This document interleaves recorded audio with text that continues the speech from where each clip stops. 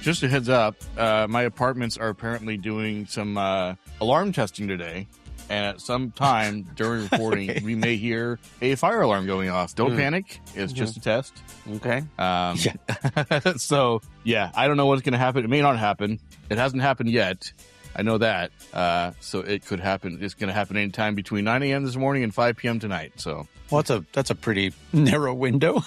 Yeah. I love when they do that. Yeah, it's so great. It's like they're cable guys from the 90s. Right? We'll be there between Tuesday and next summer. Yeah. Wait, what the hell's going on? Hold on. Sorry. My computer's playing sound somewhere. Stop it. Okay. That was really weird. Anyways, well, thank you for giving the audience a warning because we don't want anyone to panic inside their own apartment.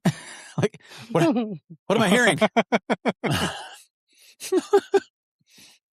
Yeah. But yeah, speaking of apartments, just off pod, just before we press record, I was talking to German about this game that I was just streaming. It's called Mold Rise, one word. And I think you saw me talk about it last night, right? To recommending it to our buddy Wardlem. Yeah, so it's I told German, I was like, it's about a foot fungus. But yeah, you're in an apartment building. Yes, it's very weird. You're in an apartment building and you're trying to get to the roof. And in order to progress, you have to like knock on people's doors and talk to them. And it's very strange.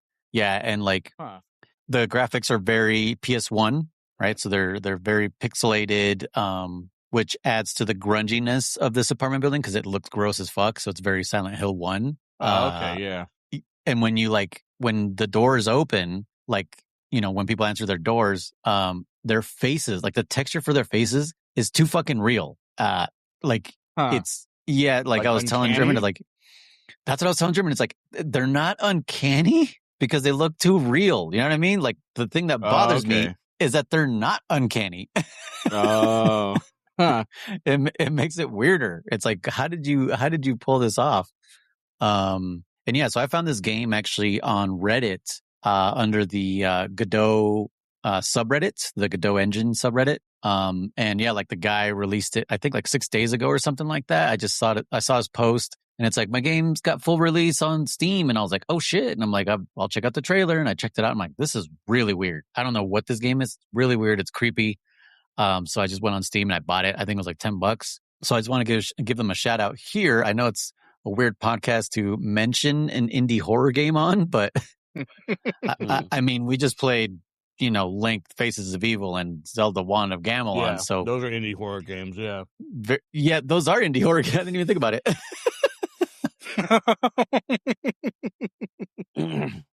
Very much so.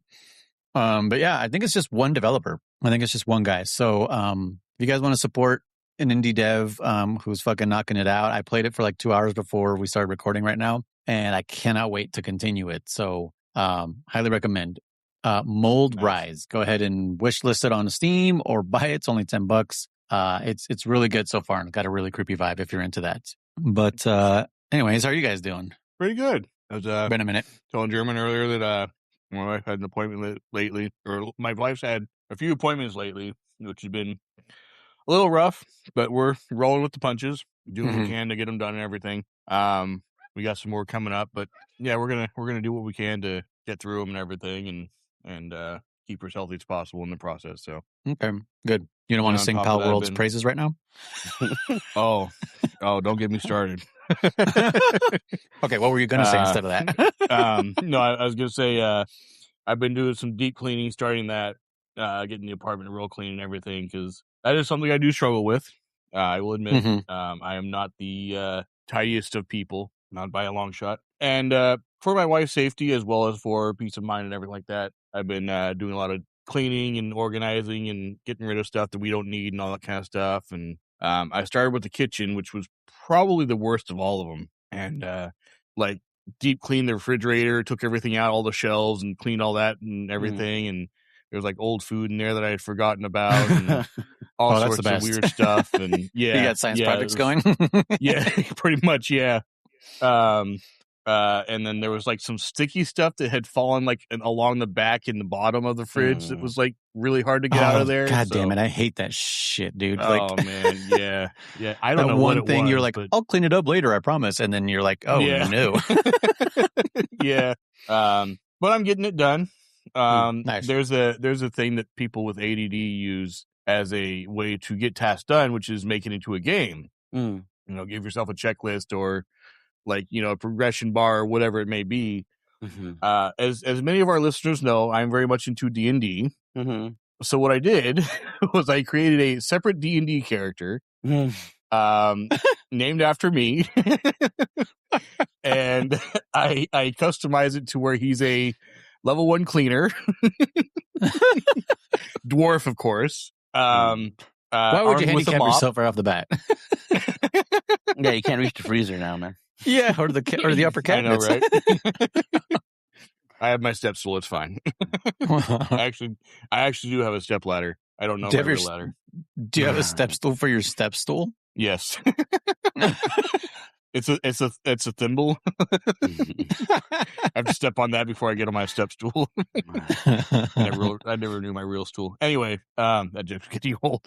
But yeah, so I base every job in D&D. There's a kind of an allotment of experience based on the difficulty of the fight. So I base it on the difficulty of the cleaning, and I will give myself that much experience every time I clean. And so far, I'm still level 1, but I'm more than halfway to level 2. So I'm making it. I'm getting there. You know, that's still kind of cool, actually, Chris, because psychologically, and I don't know what other word to use right now. If you're thinking about it, right, you're giving yourself levels, right? And first of all, it's always cool when you do accomplish something. So you're like, you know what? Yeah, I feel good now, right? So when all of a sudden you face a bigger task, and you're like, fuck, now I got to clean, I don't know, the bathroom or whatever, you know? So like just a bigger mess. You're like, hey, man, I'm a level 2 though. I took care of that fridge and the cabinets. So, you know what I'm saying? Like you kind of do psych yourself up by saying, hey, I did take care of the fridge and the cabinets. So the bathroom shouldn't be too tough now. I'm prepared for it. You know, that's a great way to do it. I'm not gonna lie. That's pretty cool. I liked it. I like it, Chris. You have inspired me not to do the same, but inspired me that I could do the same thing. Yeah, exactly. See, I'm halfway to level 2 of trying shit, you know. I'm a procrastinator, so I'm almost to level 2 of actually doing something. So yeah. No, but it's a common technique. A lot of therapists and stuff will use that for people with ADD, ADHD. If they're having a lot of trouble getting tasks done or focusing on things, they'll make it into a game for them. And it, for whatever reason, it switches to click in their brain. And they're like, oh, it's a game now. It's fun, you know, as opposed to, I have to do that. I'll do it later. Or, I got to do this instead. And, you know, start working on 10 other projects and all that kind of stuff. I do 2 different things. I do the classic, like let's say I'm cleaning the game room. I'll start cleaning one corner and put all the shit in to make into another corner. And I just kind of keep shuffling that corner around until it gets smaller and smaller and smaller, right? Yeah. That's phase 1. Phase 2 is fuck it, everything goes in the trash. Like just fucking throw everything. I'm like, fuck it, trash, everything. Or sold.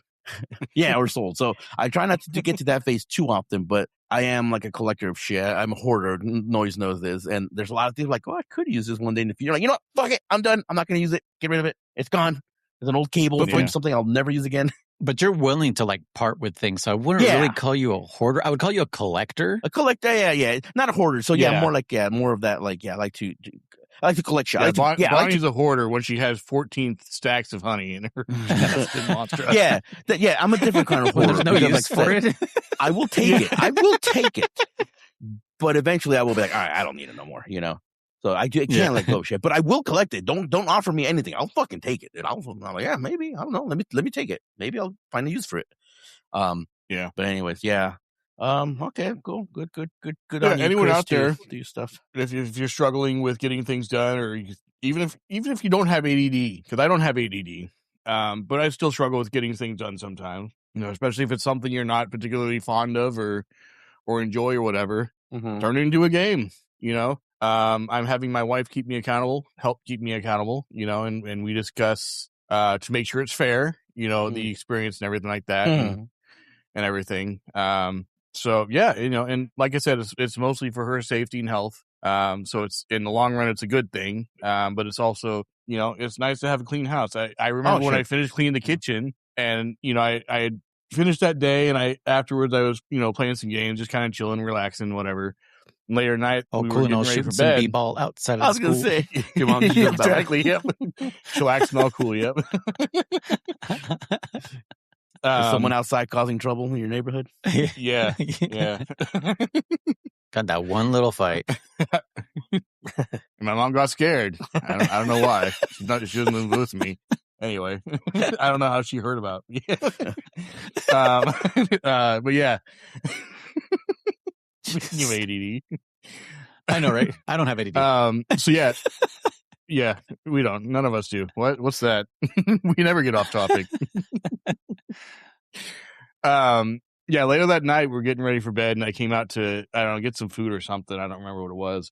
And I'm like, the kitchen looks so much nicer now. Like it's one of those things where they say like a cluttered desk is equal to cluttered mind, and so on and so forth, And it was true. It was like I looked in the kitchen, I was like, not only was I proud of what I had done, but it's like, it looks nice. It's nice to be in here. It's not a chore. Not that I never necessarily felt like it was a chore before, but it wasn't like, oh, this is pleasant. This is a nice place to be, So it's that on top of it as well as, not just getting it done, but it's like, oh yeah, now it looks nice. I like this, So yeah. Yeah, you got to kind of remind yourself how good you feel after you do something like that. Yeah. Because if you don't think about that rewarding feeling, you just won't really do it, And it's and bask in it. It's okay. Yes, bask in that feeling. Yeah. Like, I did something. I'm proud of this. Yeah, give yourself a fucking tap on the back, man. Like, yeah, or a pat on the back. Like you deserve it. Like, yeah. For other people, they're like, yeah, that's normal. You should clean your fucking apartment. And it's like, you know what, motherfucker? Yeah, like, exactly. I got shit to do sometimes. Like fucking. I don't always have the fucking time. Yeah. But yeah. Jeremy, what about you? What are you hoarding these days? Pokemon cards. I thought you were again. Well, or you're just hoarding them. No. You said you were over it. Did you start again? Well, I'm kind of in a midway point, so I decided not to overspend on it. So I did make profit back, or not profit, broke even more or less last time, because I still have cards that are in my collection that I'm like, I'm keeping this one, but I could sell it for $100, so that would be profit. But otherwise, I'll say it's broken even. And I'm not like super looking for the chase anymore or anything like that. But I've been enjoying playing the game. That's what I've been doing, right? I'm actually playing the game, the Pokemon card game. And so I've been hoarding cards because there's a lot of people that are only in it for the chases. So at the local card shop I go, there's a little bin that says free, and people are just dumping hundreds of cards in there. I'm like, I'll take those. So I have a shitload of cards. Thankfully, not all over the place. I did buy a sorting box, if you will, or whatever, a card holding box or whatever. So they're all in there. And I've been tackling that one little by little with my nephew, where like I said, you know what, man, I was the one that started separating them by type, fighting, blah, blah, blah, blah, blah, blah. And then eventually I started saying like separating by the actual card, so I'm like, okay, here's all the Pikachus, here's all the, whatevers. And then since we've been playing the game, I've been getting more into the rules and blah, blah, blah, and all that stuff. I'm like, okay, so I sorted them by what's out of, what do you call it? Out of circulation, or not circulation, out of play, I guess, and what's still in play. And then I started sorting them one more time too by saying, wait a minute, if I can only have 4 in my hand or my deck, then I don't need 10 Pikachus. So let's get rid of 6 of them and keep only 4 in case I ever want to use it as a playing card, And so now I have a stack that's like up to date with only 4 cards in it. And then I have a stack that's all just excessive and filler cards. And those ones I can actually, there's another card shop that said they buy bulk, $10 a foot. I got about 2 feet worth. So I'm like, hey, that's $20. That's for free cards that I got from a free bin from another card shop. So, there is that. So I've been playing, and my local tournaments, and I've been getting okay, here's the funny part. I don't think I ever mentioned this. I've been doing horribly, first and foremost, because my deck is literally like our Monster Hunter characters, where like it's all junk. It's all just random shit thrown together. I'm like, fuck it, just throwing shit random together because that's all I have. That's all from the free bins. So I've been getting my ass handed to me like pretty badly. And yet I never got last place. I swear to you, I think yesterday was I got a victory yesterday, but nonetheless, the point is I never really Victory won any Royale? matches. No. Not a victory at first place, but I won my match. But the point being is like, I was like, I'm going to be last place. And it was like, I was fucking like out of 10, I was like in 6. I'm like, how the fuck did I get 6 when I didn't win a single match? I'm like, all right, whatever. That one I had to buy. So they said, oh, the buy automatically kind of gives you a win. So that's when I'm like, okay, cool. So the next week, go play again. And this time I lost every match again. Like, okay, this time I'm in last place. Nope. Out of fucking 12 players, somehow I was still in 8th. I'm like, how the fuck are people doing worse than me? I haven't won a single battle, but whatever. I asked the trainer or whoever the event coordinator. I'm like, hey, Mike, how the fuck am I not last place, dude? And he goes, it's about the matchmaking points, blah, blah, blah. Like if your opponent does worse his next turn, it does stuff, so you got points because of your opponent doing bad the next round or, weird shit, it's all calculated by the computer. I'm like, okay, whatever. And then, so that's just the funny part is, so finally I've been kind of building a deck, finding a little better. I hate, we've talked about this before with, feeling the imposter syndrome or whatever, right? Like I didn't want to play because I'm like, dude, I'm gonna get my ass beat, I don't know what's good, whatever. But I also hate metas. I'm like, I also don't want to be like, well, I can just literally go online and for like $30 or $50 or whatever, buy, or just even research it. Just research what, because this is local tournaments, so they allow proxy cards. You can just say, hey, this card is this, even though I don't own it. And I was that like, seems I don't weird. What? That makes sense. No, well, I don't know. Like I get it for like super rare cards or like things that aren't in play or not printed anymore. But like, this is a Mewtwo. I have 5 Mewtwo's. Just so you know. Well, you can only have 4 Mewtwo's, but okay. but what if you really wanted to play Mewtwo? And I'm like, I am sorry. I could go online and buy Mewtwo for $3 fucking or $5, but I'm like, fuck it. I'm just going to write down Mewtwo on it and just play it because I'm like, I'm sorry guys. It's a local fucking tournament and they're cool with it. I don't have the money to be spending on a hobby that I might eventually just say, kick the bucket and be like, I'm done with this too. I don't know. I get where you're going. I also do say like, I would allow a proxy if someone played against me and said, hey man, like I needed one more whatever, blah, blah, blah, energy retrieval. And I just couldn't find one. So I put it in. Yeah, that's fine. That helps your deck. Go for it. Anyways, I don't want to play like meta decks or the whatever, like everyone else is playing. So I also do like to be like that guy that just plays random shit and throws wrenches into the game. And I feel like I've done that. I absolutely feel like I've done that because my first couple weeks that I was playing, like the first night, obviously everyone was like kicking my ass, but then I go, okay, let me switch this out. Let me add this. Let me do this. Let me tinker with this. And then the next week we went to play. I was like, they saw me. I started playing the same shit. And they're like, oh yeah, man, that's not in the bad way, but they're like, you're going to get smoked again. Right. And then all of a sudden I'm playing like different strats and they're like, oh shit. They're like, dude, that's interesting combo you pulled there. So I still lost. The next week I come back with modified it again. And they're like, dude, like, you're like, I was able to like at least not put up a fight with random ass shit is what I was happy about. I was like, yeah, you didn't KO me easily. You had to actually think about how to beat me with your overpowered deck. And I'm like, I have here just shit cards. And I was like making you fight for it, So this is my newest set right now. And I actually finally have some good stuff where I'm like, I got a good win yesterday. I could have had a second win had I played it a little differently. One of the guys that plays every week and he wins first place every fucking week is an actual professor. Like you have to have like a test or something like that to get like the rank of professor. It's like he knows the game in and out. Yeah. Well, just professor. They call him a professor. Yeah. So like he knows the game in and out. Like he knows honestly probably every card that's in play, like by back of his head or back of his hand. And so he plays every week. Yeah. And this fucker wins every week. And I talked to my nephew. I'm like, man, I'm not gonna lie, man. I don't think that fucker should be allowed to play. That's bullshit, dude. He's fucking good, dude. Like the second he sees your deck, I'm sure he's already like, all right, he's probably got this, and this. So I'm going to change my strat. And that's fair. I do get it. It is fair. But I'm also kind of like, man, you're a little too good for us. We're all fucking like he's that fucking good, man. Like, yeah. But anyways, that's what he does. And anyway, so yeah, that's what I've been doing. Just playing some Pokemon. And I don't want to get too deep into it, but I am spending, like I said, I had credit for that, for some of the other cards I sold. So I bought another stack, and I've been opening little by little because I also don't want to rip them in like 10 minutes and then be like, fuck, now I want to rip more cards. That, what do you call it? That itch, right? Because my nephew was like, oh, but if we do that, we'll probably rip them all. I'm like, not me, dude. I can control it. I'm cool. I'm looking at them right now. I'm looking at a stack of 30 cards, and I'm like, or packs. I'm like, I'll rip you tomorrow or the next day, you know? So anyways, that's me. Not a whole lot of gaming going on except for Faces of Evil or Wanda Gamelon. And yeah, that's all I got to say right now. So I have a question regarding that. You said you wouldn't do like a meta build or anything, which I understand. Like that makes sense. I feel the same way. I want to learn on my own and build my own stuff and everything. Would you be willing to build like a troll deck? Oh yeah, I love that.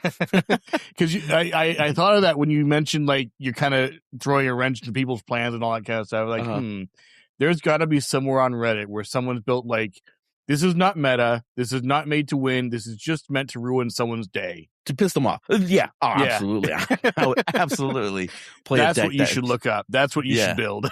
Yeah. Something just piss people off. But yeah, you know, surprisingly though, this game is diverse enough where there is a lot of play with cards. Like there is still a lot of like, yeah, there's meta decks out there. And I some person showed me the site, like, here's this site literally will tell you what people are fucking playing, like in official tournaments, right? The official like Pokemon tournaments. It'll tell you like how many times they've won, you know, how many cards were knocked out, you know, pretty much lets you know, like, so you can either build the exact same one they're using or something similar. Yeah. And where was I going this with the meta decks, trolls? I don't remember where I was going with this, but yeah, the point is like, I'm like, oh, that surprisingly though, like, there is still a lot of potential chance in this game because you still have to shuffle your cards. So like, you know, like one guy told me, he explained it to me because I'm like, hey, you know, I was super new. I'm like, so how many energy can you have? How many? And he's like, oh, you can. I'm like, how many Pokemon do you need? He goes, or should you have? He goes, it's your call. You need at least one, right? Otherwise you can't play the game. But he goes, there is a deck, like you said, Chris, like it's not necessarily a troll deck, but it's more of like a hyper mega, like, bullshit deck where like you have 2 cards in there that are Pokemon. Everything else is like trainers. And if you get the super lucky, absolutely lucky that you get the cards you need on your opening hand, it's an instant win for you. But otherwise, if you don't, if you don't get a playable hand in the beginning, it's called mulligan, and you have to do again and draw 7 more cards, and hopefully you qualify. Every time you mulligan, your opponent gets the option to draw a card, so that helps him to an extent, right? And long story short, though, like with that one deck, he goes, yeah, there's this one deck that he goes, if you draw it, it's a 0.1% chance of drawing it, but it's an instant win. And if you don't get both the cards you need in the opening hand, you only get one of the ones you need, you automatically lose pretty much. So no one plays it because it's just not viable. You know, you're not going to get that 1% chance, you know? And also, but he's like, yeah, you can do, yeah. So anyways, the point is like, yeah, even against the meta deck, I felt really out of place playing my shit cards, but after going so many weeks now, even when this is my first time I played against the professor yesterday. That was my first time playing against him. And he smoked me. But I still was able to put up enough of a fight where I felt happy. You know, I was like, yeah, even with his meta build, he was still, you know, wasn't like an instant, like I win, just game over. I have had a few where it's like I draw my cards and like 2-3 turns in, they're like, I use this and then it's game. I'm like, why? And they're like, because you don't have any bench Pokemon. I'm like, shit, you're right. I'm like, fuck, I need more bench Pokemon. So the long story short, I've been having fun with it. I love anything that makes me use my brain strategizing, you know, like that.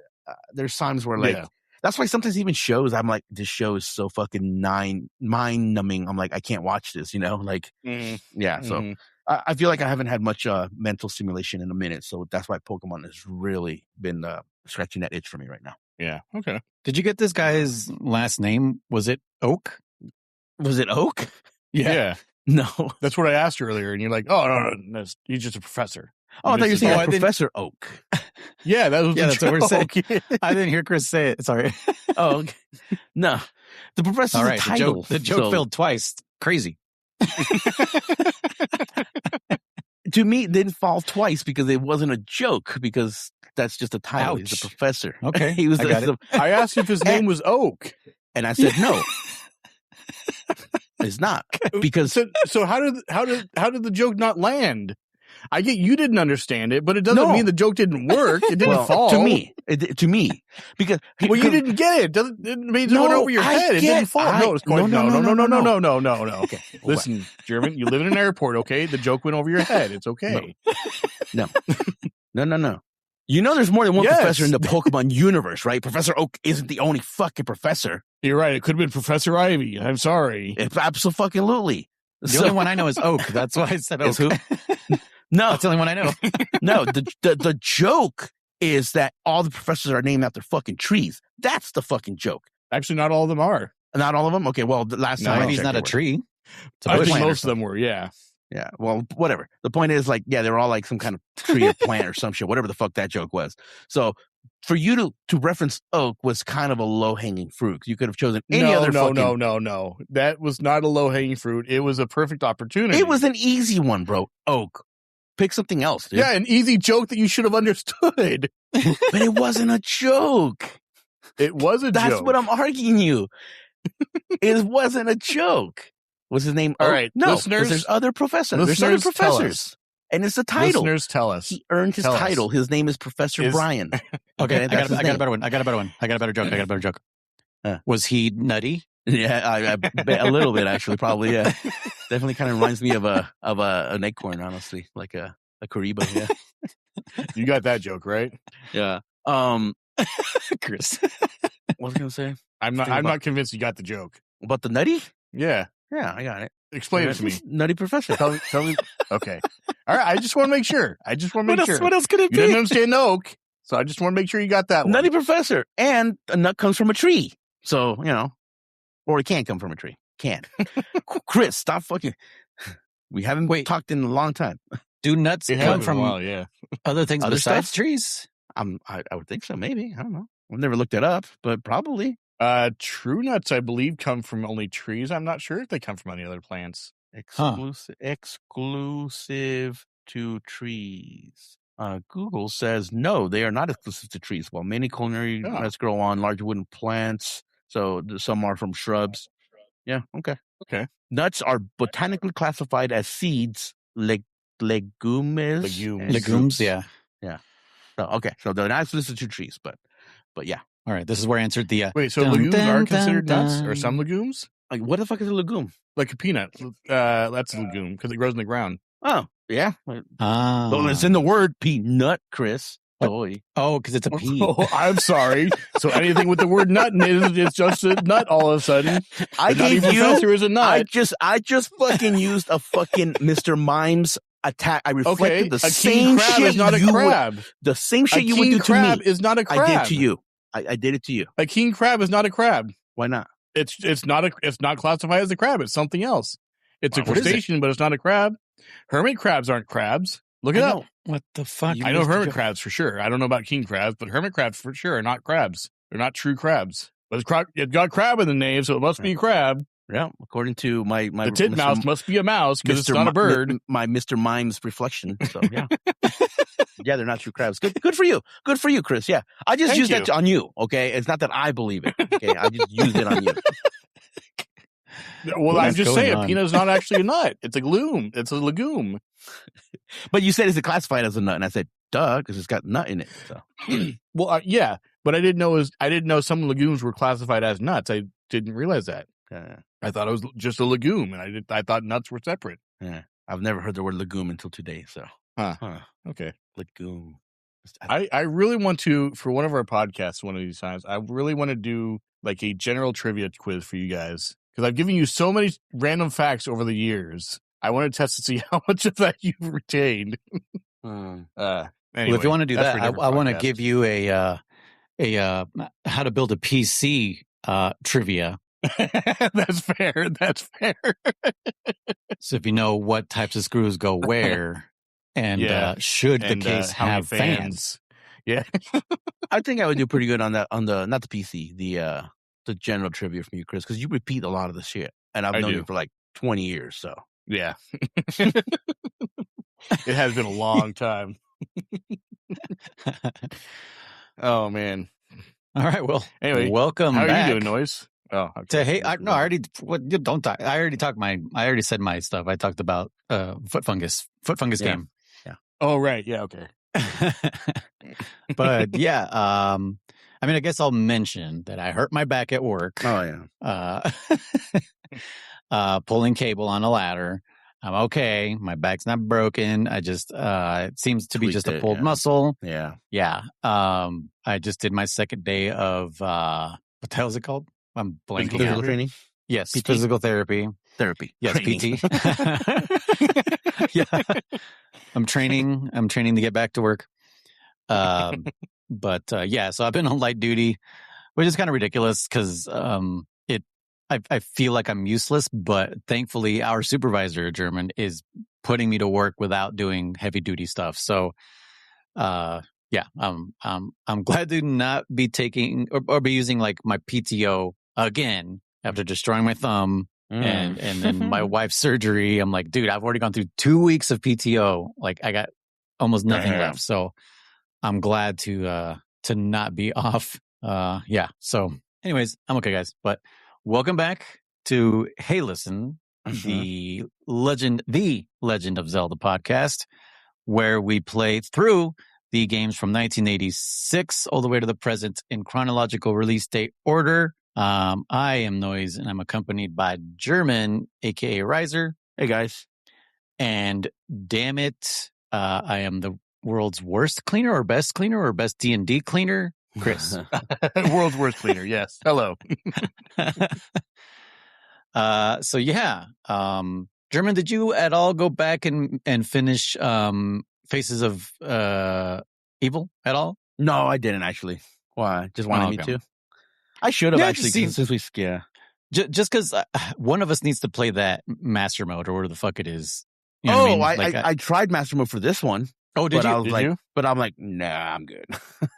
Was it just like fucking? It's double damage, right? Double damage. It's literally just double damage. Oh, but it does say it says that maybe it's a troll because it goes, go back and beat master mode and see what happens. I'm like, what can happen? Just a fucking thank you screen? I'm like, I think it's a troll because nothing can, maybe a sprite swap so you play as Link or some shit. I don't know, but yeah. A golden poop? Yeah, a golden poop. Yeah, something stupid. So maybe I should look it up and see what happens. But yeah, now I'm curious what this guy did for the remaster. Mm-hmm. Are you looking it up?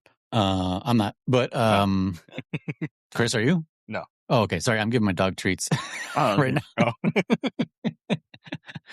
He's been a good boy. We took him to get his teeth cleaned yesterday, and you know how like your pets are. Like the day after they've been under, they're like, "Why the fuck did you do this to me?" They're like, he's all groggy. Why have you betrayed me? Are you real? He's like David after the dentist. Wand of Gamelon. Chris and I were disappointed in this game. Really? Yeah. Okay. It's like a third the length of Faces of Evil. Yeah. It took just as long to get through. Like I feel like there's a lot more back and forthing in this than there was in Faces of Evil.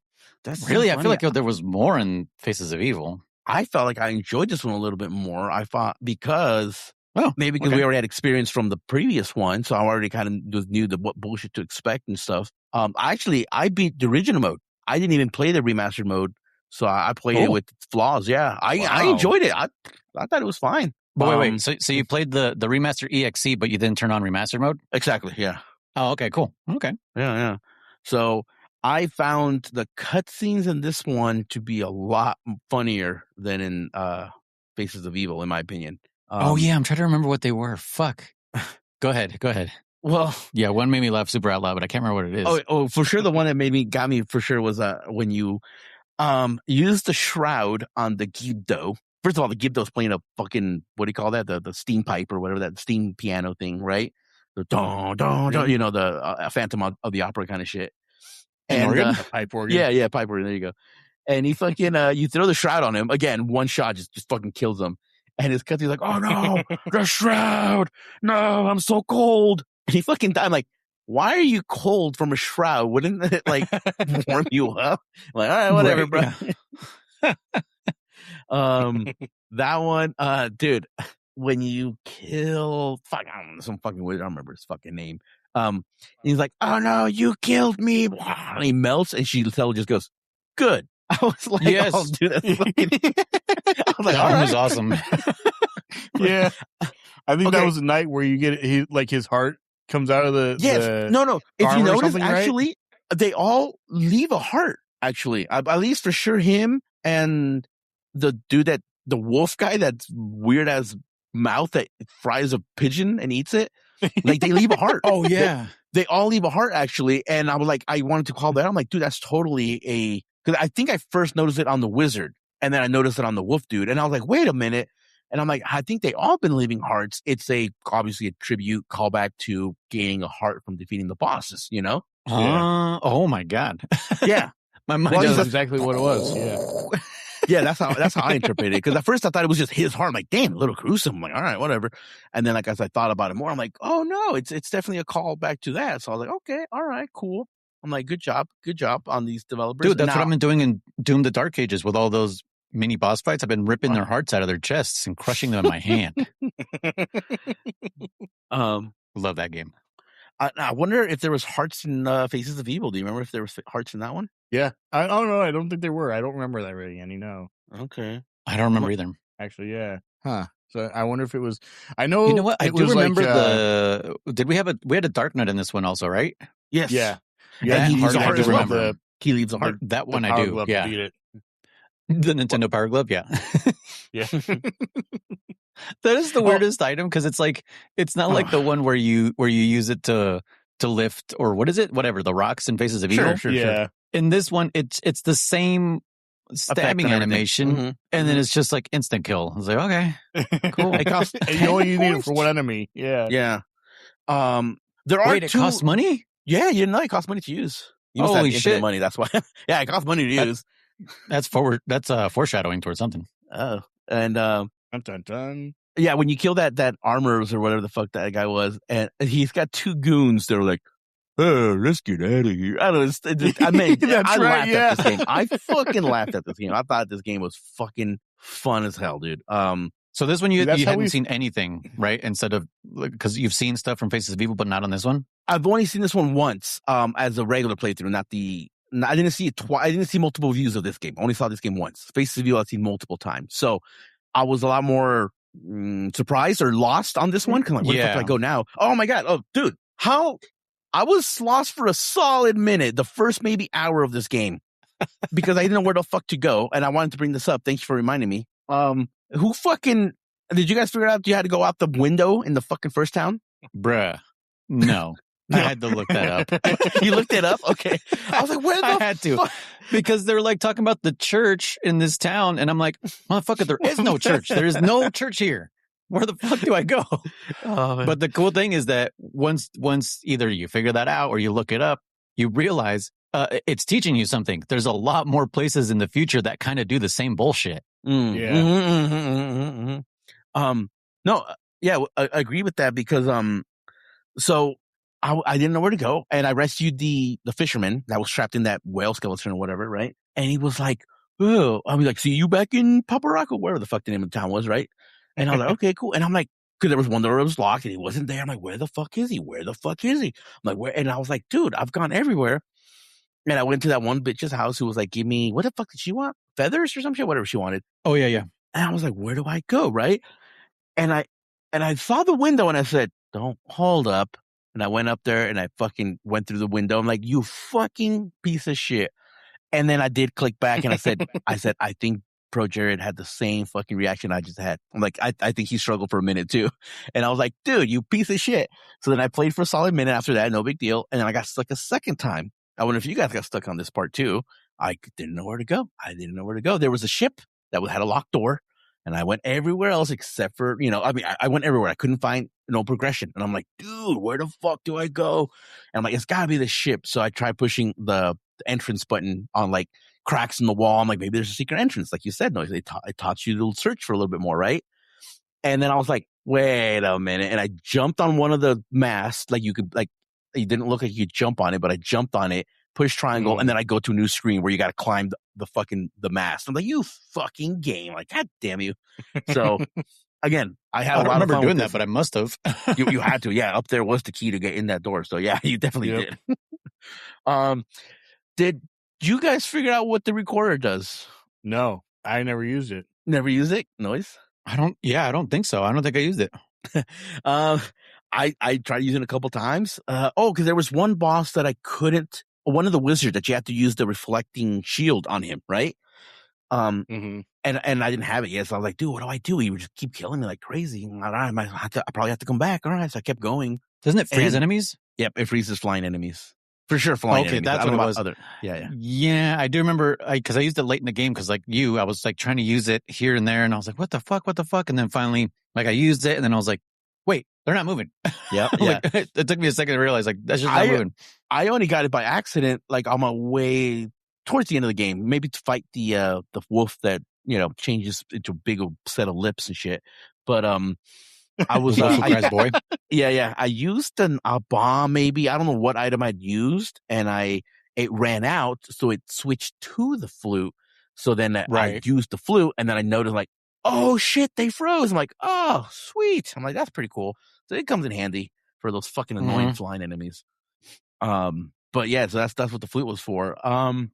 Otherwise, bombs, arrows, and lantern were the same. You get an upgraded lantern, which I didn't feel did anything. Speaking of bombs, how long until you guys figured out that you had to throw multiple bombs at a fucking certain certain boulders for them to break open and open up an entrance? Not too long. But I didn't have, and not only multiple bombs, but I think they have to like land in like the right spot too. Like you can't just be like I kept throwing them over, and I was like, and it was like it just wasn't working. I was getting a little pissed off. I'll be honest with you. Yeah, because in Faces of Evil, it was just one bomb or the glove, right? The power glove or whatever. But in this one, like it's doing the explosion animation, and I'm like, what the fuck? Like, shouldn't it blow up? And I was like, I think it did the same thing in Faces of Evil. It would blow up, but it wouldn't do anything. So like I'd given up, but then I was like, you know what? I don't know. I don't fucking know. And I just had a bunch of bombs, and I just kept fucking throwing them until it fucking finally opened. And I was like, are you kidding? Like what? Yeah. Well, so that's another spot I got really stuck on. So that's something I actually kind of knew from the Let's Plays I'd seen. So when I was playing Faces of Evil, I was trying multiple bombs and they weren't working, and I was like, it must be something else. It was the glove. And then this one, I was like, it's not the glove, it's the fucking bombs. All right. Yeah. So I kind of had a little foresight on that one to know multiple bombs, but yeah, like I said, there's some of those background objects that didn't seem like they'd be a pathway, were pathways. You're like, dude, fuck you, game. Like, and then there was that one part with the I'm gonna kind of go back to cutscenes, the fairies that we see in this game. It's the same animation from the last game, but it's just flipped, like horizontal. Oh, really? Yeah. Like I just remember that. Oh, but I think my favorite cutscene though is the intro. The intro is so ridiculous. It's the like, people laughing. That's the meme. No, that's the ending. Oh, that's the ending. Is the laughing? Oh yeah, the laughing's at the end. No, but the beginning is the whole that the king is going to take on Ganon. Yeah, and fucking Link is just going to fucking chill, do whatever. And he says, "If I don't come back in what, like 3 months or something." No, a month. Yeah, in a month. Yeah. If I don't come back in a month, call the police. Like what the fuck? Like, what do you mean? Like, then send Link? Like, okay. And then they send Link, and then everyone's like, oh, and it's the whole SpongeBob, like, one month later. Yeah. And fucking, then they send Link. And it's like, when Link goes, it goes later or something. It goes later still. It says later still. I'm watching it. That's right. Yeah, that's right. You're like, damn, dude. Man. I wonder if well, I guess I'm got it from fucking, this. Right? Yeah, I know. Yeah, and then Zelda's like, okay, I guess I'll go fucking rescue these two idiots. So instead of the magic carpet guy being our guide, it's Impa. Yeah, which is cool because it's like it's an actual like lore character established from character, the first Zelda. So yeah, but yeah, that whole intro I was like, what the fuck is going on? What's funny too is that he says like, "Don't worry, I'll take the Triforce of Wisdom with me." It's like, okay, oh yeah, like isn't that what Ganon and then wants? somehow she's like, "Oh, grab the Triforce of Wisdom." It's like, how do you have that if he took it? No. He has the Triforce of Courage. Oh, courage! He took courage. Oh, okay. Which that bothered me because I'm like, doesn't that belong to Link? It's in his hand. What do you mean? Take the Triforce of Courage? He just chopped his hand off. That's fine. Yeah. Well, this game, this game made it feel more like, well, we haven't talked about that yet, and we don't have to get too deep into it yet. But like Zelda 1, physically hold Triforce shards to rebuild the wisdom, right? Zelda 2, it was crystals. No, you rebuild the Triforce of Wisdom? Yeah, because she broke the wisdom and hit it. And then in 2, it's crystals, and it's the Triforce of Courage, I think? Is that what it's representing? Well, Link has the Triforce of Courage in his hand. And so remember, the crystals that's why are okay. Impa sends him off. Yeah. So, okay. I remember what the crystals are. just a metaphor, I guess. I don't know, whatever, something. And then no Triforce mentioned the final palace where the thing was. Well, you were supposed to. You're given the task to set the crystals. That's what I remember for sure. But they didn't say anything.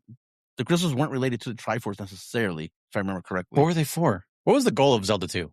The final palace had that barrier on it. Didn't you have to unlock that with the crystals or something? Yeah, you did. That's what I'm saying. But we're saying that wasn't Triforce related necessarily, from what I remember. It gets confusing because I could have sworn, I could look it up here in a minute, but I could have sworn they said that Link has the courage, and then why go to the palaces though? What did the palaces have to do with the final palace? Either way, whatever. Link's Awakening. That's what Chris said. It unlocks the barrier at the last palace. I guess you're right. Yeah. Link's Awakening, no Triforce at all. Link to the Past was crystals again, but those were for the sages. In that game, the Triforce is complete and is in the Dark World behind Ganon.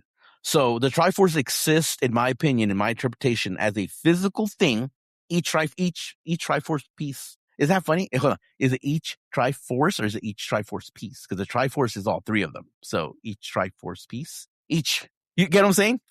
I'm saying each Triforce, or should I, since the Triforce is all three, should I just call it each force? It's like the Three Musketeers, all for one for all. Right? But that's what I'm saying. So I can't say each Triforce. You don't say each Musketeer piece. Yeah. Oh, okay. Yeah. You say you'll call him a Musketeer, right? Yeah. Yeah. Uh-huh. But Musketeer doesn't have the word try in it or nothing like implicating three. But anyway. Technically, there was 4. I believe so, maybe. Yeah. Did you guys watch that movie? I thought it was good, but I can't get myself to rewatch it. I don't know. Disney's Three Musketeers? No, I don't know. Some reboot recently with I forget what the actors, and it looked like I remember watching it once in theaters. Huh? Oh, that one, yeah. Real, the one guy with the face. The only Musketeers movies, the only movies I've seen with the Musketeers is Disney's The Three Musketeers and The Man in the Iron Mask. Those are the only ones I know. They made one. When's the Disney's? Is it old? Oh yeah, it's got Mickey, Donald, and Goofy. Oh, that one. No, not that one. The live action one. No. Oh, and you the cartoon one. I probably saw the cartoon one. It's 90s, I would say. 93. No, not that one. Yeah, I forget who it's got. Is it Chris O'Donnell or is that? It says Charlie Sheen on here, dude. Charlie 93, Sheen, Charlie Sheen, Kiefer Sutherland, and Chris O'Donnell. Yeah, and Chris O'Donnell. Yeah, okay. It has Venom Snake. Yeah. Oh yeah. I was like, who? Orlando Bloom. Orlando Bloom in 93? No, it can't be it, right? I think that's one of the actors that in the newer one that I saw. I don't know if it's called Three Musketeers. I think it was called something else. Because I'm pretty sure I've seen the Mickey, Donald, and Goofy one. The Three Musketeers. The Three Musketeers. Charlie Sheen. That's crazy. Is this the one I'm thinking? Yeah, because it's got Oliver Platt. Yeah. Okay. Tim Curry. There's one called The Three Musketeers, and I don't know what year it was made in right now, but it was 2000s, and it has Logan Lerman, Matthew McFadden, Noise's favorite, Melina Jolokovic, Luke Evans, Orlando Bloom. That's the one. That's the one that I'm like. I remember seeing it in theaters, and I remember going like, it's not bad. It had some cool action sequence and blah blah blah, But then I try rewatching, and I'm like, I don't want to watch this for some reason. Like I don't know, maybe something about Melina Jolokovic. We should put that on the list. That's the only movie I'm going to put down the list. The Musketeers version, this one. Because it's got Melina Jolokovic. Put it on there. Melina Jolokovic. Mila Jovovich. Whatever her name is. Malika Jovovich. Every time he says it, it's going to add another syllable. It changed every time he said it. Every time. It's funny. I'm not like fucking faking it, dude. I'm just like, it's 2011. Okay. Three Musketeers. Okay. With 2011. Mila Jovovich. There you go. That's the one time I'll probably say it right. Record it. Jovovich. Damn it. Anyways, what the fuck did we get Just think of Jabba the Hutt, but nothing like that at all. Yeah. Okay. I don't know how we got on this. I have no idea. The Triforce. So yeah. Oh, right. So yeah, so the Triforce exists in a physical and an embodiment version. Embodiment. Yeah, like a spiritual thing. So yeah, he didn't take the one from that Link is metaphorically holding in his body. He took the one that they really have. So it makes me question if the power one on his hand, is it like Sting and it just reacts to when it's nearby? When I think it's the one in his hand is first of all, do you know what Sting is? Sting? No, like a bee sting? Bilbo's sword. No, I what think that one German. I don't think I think it reacts to when courage is needed. Almost. No, what does Sting react to? Oh, to orcs or goblins or one of those fucking dudes. Yeah, orcs. Yeah, very good. Evil, I guess. Wouldn't it be? Stupid. Or is it just orcs? No, it's just orcs. Just orcs. Okay. Well, you didn't know what Sting was, and you didn't get the Professor Oak joke, so I just want to make sure. No. Just because I didn't know what Sting the word was doesn't mean I didn't know what it was. Okay. Fair enough. Yeah. All right. I mean, I don't remember. Like from the police? No. I said for WCW, like a bee sting. But no, yeah. Like so yeah, do you know what a bee sting is? What's funny is like, yeah, it's. I believe I'm not the biggest Lord of the Ring nerd. I'm more Lord of the Ring nerd than Harry Potter or other stuff, and I believe it's only orcs noise, not evil. But yeah, I think you're right. Yeah. But anyways, yeah, I think it. What did you say? It's Sting. No, it's Sting or reacts or whatever whenever courage is needed. That's all I'll say for now. So let's just say like if Link's about to like for example. Like if Link's about to take his pants off? Courage. Like Zelda 1, although Zelda 1 only mentioned the Triforce of Power. Oh, actually, it did mention the Triforce of Courage, right? Because it says Link with Triforce of Courage, go take down Ganon, whatever. I would imagine like right for the fight, like the Triforce of you know what? Did it say he has it? No, it doesn't say really he has it. It was just the what it said, the glowing emblem on the second one. That's the only thing that they showed on the second one. Yeah. Because it's in the manual. I'm assuming he can like kind of call the power of courage, through Bluetooth or whatever. You know what I'm saying? Like it's not like, yeah, that's what I'm assuming. Is like, hey, the Triforce of Courage has chosen Link as its keeper, and even though he doesn't physically have it, he can call the power upon him. Maybe not even to his full potential, but enough of it to be able to, defeat Ganon and shit. That's how I want to think about it. Because the Triforce of Power, likewise, like Ganon can summon the Triforce of Power, but if he actually has it, then he's probably even stronger. That's what I want to think. Yeah, it's going to get crazy. Courageous. No, if Ganon has the physically holding the Triforce of Power, no, he's just deadlier, stronger. If you had one of the Triforces, where would you carry it? In my pocket, man. Where else would I carry it? On my dick. It's sharp and triangular and about a half an inch in diameter. Fine. So is your phone, dude. Your phone is not triangular. What? Well, it's a shape and it's sharp corners. It's a shape. It's true triangles. It's true triangles if you really think about it, Chris. Yeah. Okay. Yeah, you got me there. It's fucking two triangles. Yeah. Listen. You're not going to get me, all right? Like I did with you with the hermit crabs, all right? Anyways, I was over here stretching like I felt good. Hey man, I got you with the salmonella one too, man.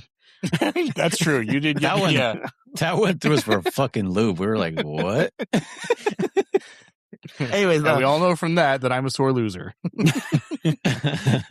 But yeah, the opening is hilarious. Yeah, it's like later still. I laughed. I'm like, are you fucking serious? Like this was a straight up SpongeBob joke, like you said. Yeah. What's funny too, I didn't realize it until like I rewatched that cutscene. She wakes. Impa was straight up napping when Zelda walked in. She's like, "Hey man, we gotta go." And she's like, "All right, I'll get my jacket." I'm like, "Damn, Zelda." Yeah. That's right. I forgot about that. She's old. Let her rest. Jeez. Yeah, because she does take her to all these dangerous places because she's walking around in the beginning of the levels. Mm-hmm. Yeah. And you got to go fucking talk to her. It's like, oh shit, like what the fuck is she doing here? Mm-hmm. But otherwise, everything was about the same. Dark rooms, which are bullshit. There wasn't as many like cheap deaths where you fell off, in my opinion, where like you were walking and all of a sudden it was like, yeah, it wanted you to jump and you died. Like I didn't get a lot of those. There was one or two that I did fall down. I will never forget that in the Faces of Evil, the one where you start off with the volcano and you're just like, oh, I'm just going to walk across these rocks. Nope. No, you're not. You're just going to fall into the void. Like, okay, thanks. Like, that's how it's going to be. Yeah. Huh? All right. Yeah. Yeah. That's pretty much what I felt like when I played it. I was like, okay, I see what this game's going to be. I got it. It really is. Like, all right, that's how it's going to be. It's like that Super Mario frustration. Exactly. Yeah, those hacks, dude. They did that with like Sonic. There's like Sonic EXE or whatever. Those weird hacks. They're just like trolling the fuck out of you. So yeah, Wand of Gamelon to me, I feel like Wand of Gamelon is like the DLC because it's like I said, it's not as long as the first one. Mm-hmm. They learned from the first one. Yeah, I think so. Made it more enjoyable. Like I really don't know if there's any quality of life from Faces of Evil, but I don't know. It does feel tighter as far as like missions and stuff. Yeah. Well, on this one, I didn't beat the other one. I made it pretty damn far, but on this one, you do get an upgrade that lets you shoot your sword even if you take damage. That was useful. God. Well, you do you get that on Faces of Evil too. You do? Okay. Yeah. But like fucking late, like really late. Yeah. Okay. Yeah, it's like at the end of the game, basically. Dude, you do get a shroud that makes you invisible, and all enemies ignore you. I believe you're also intangible, so they can't hurt you. I don't remember 100% if you're not or not, but it costs rubies to use. So yeah, you're intangible. I kept forgetting about it. I didn't really use it, especially since I used my Faces of Evil strategy of just fucking jumping over everybody. Like fuck you guys. I had it. I didn't have to use it, but I did use it. And I used the magic water because I was playing the base game. Remember, so I'd like 3 deaths, and then you get kicked out. I'm like, no, I don't want to start. So I'm like, nope. Let me use the fucking the shroud, and let me use the water, the sacred water, whatever. So I'm like, nope, I'm not gonna do all this shit again. Not that it was gonna be too hard to do it all over again. It wasn't hard by all means. But yeah, you get that. You do get like some upgraded shrouds supposedly, but maybe for defense, I didn't see any difference. I personally did not see any fucking difference. I don't remember what that was for. Yeah. Chris, do you remember? What were we talking about? Like they give you like a cape. Like they actually give you a cape. Like, oh, let me fix your cape, and it's like now it's better. And I was like, more defense. The fairy dust or whatever one. Yeah, I don't know. And then I get another. I think I got 2 upgrades on the cape, and I was like, it still doesn't do shit. I'm like, I still take like the same. There was no half hearts. Maybe that was a programming error. They wanted to program half hearts and shit, and they just never did. But what was the other thing I was going to say about the? I didn't use the ropes a lot on the last one or this one. Ropes were very like, I don't give a fuck about these.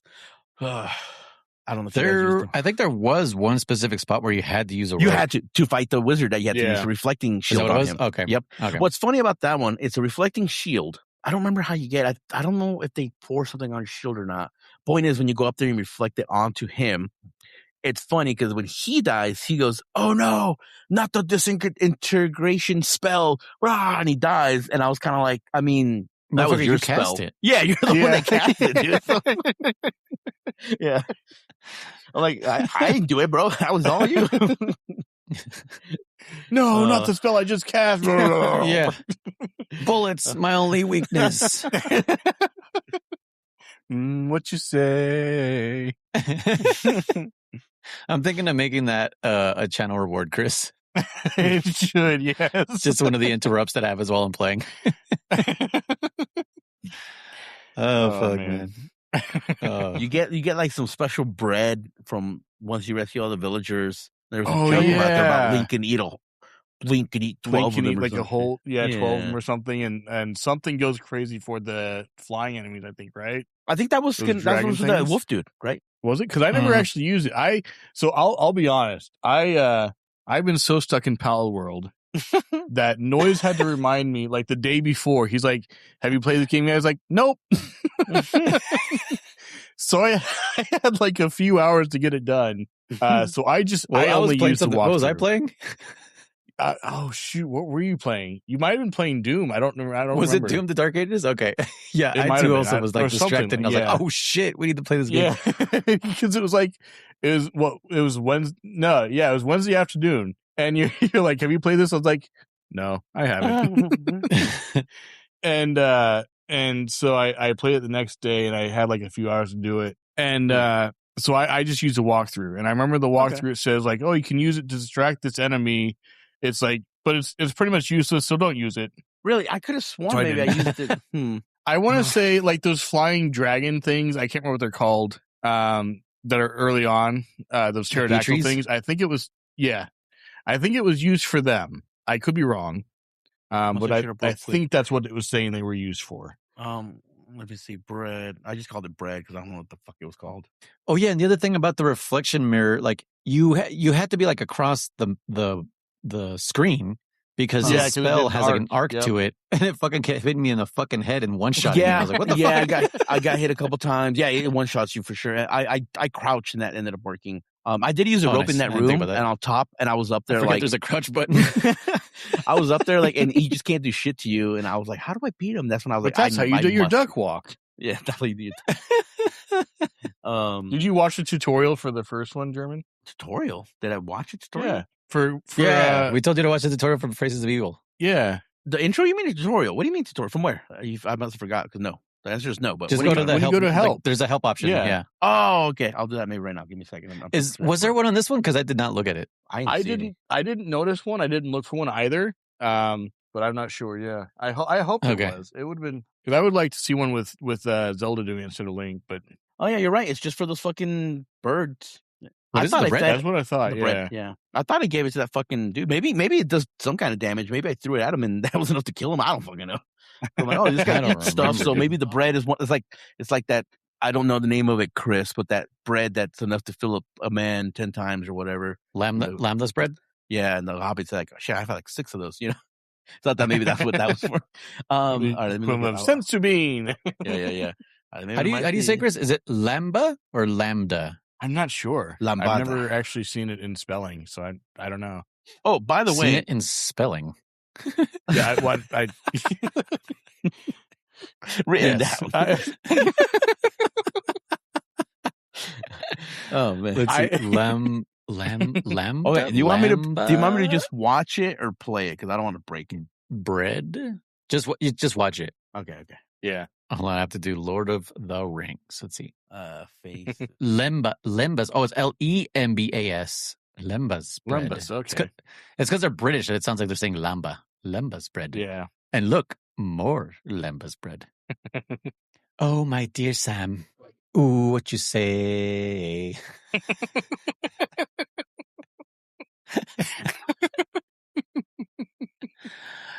Dude, when you guys were fucking with me last night playing Doom, when you guys threw fucking Shy on my screen, like, I don't know why, but multiple times. Helps. It helps so much to have him on my screen. And he's right in the fucking dead center of my screen. I can't see what the fuck I'm doing. Yeah. And it fucking helps for some reason. I think it's because it calms me down because I'm like, you're right, Shia. Yeah, I hear you. No, because I'm just agreeing with what he's saying. I'm like, yeah, I'm good. And then I always like drop the controls of whatever the fuck I'm doing and I do the motion when he cups his hand and he sticks his fingers in his cupped hand. I always do it because I'm like, it's so funny. Just he doesn't even say do it anymore. He just goes, just try to communicate this motion, whatever this motion is. Oh man. So yeah, I had a ton of fun with these games. Did you watch it? I'm trying to find just it. Now? I can't find it. No, I'm looking for it. Oh, so there's none on one of Gamelon? Oh, bummer. No, I'm trying to find the one Faces of Evil because I haven't seen that one at all. What did I just say? Echoes of Wisdom, Faces of Evil. Because I put like Faces of Evil remake help tutorial, and I'm not like. It's not for the remake though. It's for the original. Yeah. Oh, the original. It's in the menu. Yeah. You're not. No one's gonna post that on YouTube if that's what you're looking for. Remember, I asked you if you want me to break it, or potentially break it, or why would it break? If I try to launch the game, like the recording. Oh, I get what you're saying. Someone did post it. Someone posted it. Someone did post it? Oh, nice. Yeah. Thank you, whoever did that. Shout out to who? Who did it? Life is a beach. Thank you. Thank you, Life is a Beach at YouTube. Thank you. Okay, yeah, thanks, Link. Let me move the Triforce. I fucking gotta use that earlier that first day when I was sitting there waiting. I felt like a goddamn load screen. Was it also a Triforce on this game too to navigate? I think so. Yeah. Yeah. I don't remember. Yeah. I mean, this map is way less dense. You could tell right off the bat. You're like, there's less locations, even though it's like the same. I would say width and height, but the locations definitely were less. It also kind of I felt like you were saying though, it's like when you beat a certain section and they were like, oh, thanks a lot, like the villagers have been taken to Laguba Lake, it would put you right on the lake, and you're like, oh, well, on the overworld, so like, oh, cool, there's the next opened up section versus wandering around. I mean, like, what opened up next? What's the new thing? Okay, fucking his smart sword. You can make me do the duck walk. That's funny. That's what you guys are talking about. That's what. The duck walk. I win. Oh my god, I win. I win. That and go. I was going to go back to the good portion of someone when he goes, "You killed me." She's like, "Good." I think I know why she said that too, because it sounds very spiteful, and it is because that guy betrayed her father. Ah, that's that right. Guy betrayed her father. So that's why she was happy about him. It's still a little fucked up, but she's like, "Good." Oh man! Oh my god! Yeah. Oh, okay. And stab them to make them talk. All right, gotcha. Oh my god! This was not my smart sword. Just strike you with your sword to buy something. Yep. Fucking. This is funny. This is part of the game. That's hilarious, dude. Yeah, dude. Oh my god! It does even tell you. I can only open the pouch when I'm crouching. God damn it! It actually tells you that that's what you got to. I wonder, now that I'm thinking about it, do you think they were trying to get a little too deep? Now that I heard the words from the developers, literally. Do you think it was kind of like you know how like when you look for an item, you crouch down? What if we made him have to crouch down to use his fucking items? Oh, like they did it too literal? Yeah. Yeah. Yes. They forgot they're in a magic world, but they wanted to fucking, Well, no, because originally on the controller, there's only 2 buttons. And so you had to do a combination. No, not on the fucking CDI. The CDI has fucking 4 face buttons. No, the original controller only had 2 buttons. Well, he said 1 and 2, so maybe. That's what I'm thinking. Hold on. CDI controller. Button 1 and button 2. There was more buttons, but in this game, it only used 1 and 2. That's their fault. Why didn't they use the 3rd one? Oh, that's right. Okay, so this, oh my god, this controller is so stupid. Okay, here's the weird thing about this controller. So the left side, it's kind of like a D-pad, but it also has thread so that you can put a joystick on it, right? Threading. So you can just it comes with a joystick attachment. And then the right side does have four face buttons, but so technically it does only have 2 though, even though it has 4. The top and the bottom button are button 1. The button on the right is button 2. The button on the left is either button 1 or 2. Yeah, I see it. It looks like a kind of like a Super Nintendo controller, but just worse. Like way worse. Like the right side is the shape of the Super Nintendo controller, and then the left side is like, no, we got to put the bump on the top side of the controller, not on the bottom, to not make very, very ugly controller. But man, so yeah, so like I said, I had a lot of fun with. So what I was gonna say is when I knew we were gonna do these, I was actually already expecting the Metal Gear Solid Nintendo versions of Zelda, right? I was like, we're not gonna beat them. They're not gonna be fun. Let's just fucking knock them out. Complete opposite. Not only I could have beaten the other one, and I'll try give it a shot to beat it. It'll take you like another hour. That's it. Maybe less. Oh yeah, exactly. That's what I'm saying. It's not hard at all. I beat this one. I actually said I almost beat it that second time. I played a little. I'm like, nah, I'm good. I'm like, I'm not gonna do it the second time on hard mode or hero mode. Fuck you. But this one, like I said, not only did we beat them, I actually had fun. Because of how bad they are, right? As a collective between the 3 of us, as a what's the word I'm looking for? A task, a project, a whatever you want to call it, the podcast, the entertainment purpose of it. It was fun. If I had bought the CDI and bought this game, I would have been fucking pissed back in the day, right? Oh, dude, I would have been livid. Yeah, but for the current context, it was fun. It was fun. It was funny. Enjoyed them. I really, really did. Even though I've seen the cutscenes out and about on the internet, on the Facebooks and all the memes and shit, they're still fun to watch them with a little bit more context to it, right? You're like, oh, okay, that's why that happens. Oh, okay, yeah, I enjoy these. Like Steve Rogers. I got that. I understood that. I definitely recommend these to our listeners out there. Yeah, they're fun. They're not hard at all. Like I said, I was expecting them to be so unfair, so hard. like the Metal Gear NES ports that I just didn't want to play. No, I actually had a lot of fun with these. They're pretty fun games. So it's funny you should mention that, German, because there's one person in particular I really want to challenge to play these games. Challenge as in like race? Or no. Challenge as in make him play it. Like, I challenge you to play this game. Who is it? I'm going to call him out by name. Dan the Man, the one and only. Dan the Man. Oh. Yes. Okay. Because he said he will not touch these games. They're fun, bro. They're Dan, great. I'm telling you, Dan. Look, we got German on our side. Okay, all three of us. I played the base version. Remastered. But I did play the base version. Actually, but the thing is, even the remastered one though corrects the physics on the jumping. Yeah, it does. Actually, I can totally tell the difference between. Yeah. But I will say that the real one. Yeah. The real one is still probably a little hard. I think it's still highly beatable. The original, I think it's super beatable still. The one thing that's funny about the one thing that I said I find interesting is that if you do play the remastered and you do turn the remastered mode on, you can absolutely just throw bodies at the levels, right? Just fuck it, just keep going. Who cares? But with the remastered physics fixed and the limitation of continues per level, that added that extra little bit of a challenge for me. That's why I did it on for this one. Because I said, in Faces of Evil, I was just throwing bodies. Like you said, just fucking damage boost through everything. Who gives a fuck? But in this one, I was like, I don't want to do that. So I didn't turn on that master mode. And it made it funner. Yeah, because 3 deaths and you're out. Let's try it again. 3 deaths. And it made you actually kind of take your time a little bit more on the levels. At least me, again, once I found out what the flute did, there were so many levels with flying. I'm like, boop, just play the flute. Fucking, let's go, bitch. There was one in particular where you had to climb up. It might have been the masked part. We had to climb a bunch of areas, and there's just a ton of flying enemies. And the forest. That's what it was. Yeah. Yep. Yeah. And they're just coming from everywhere, and it's just you don't have time to kill them and climb. You have to do one or the other. Yours and their hitboxes are stupid. Yeah, there was a lot of bullshit. Yeah. Well, and they always adjust wherever you are, so it's not it's not even like you can wait until they enter the screen.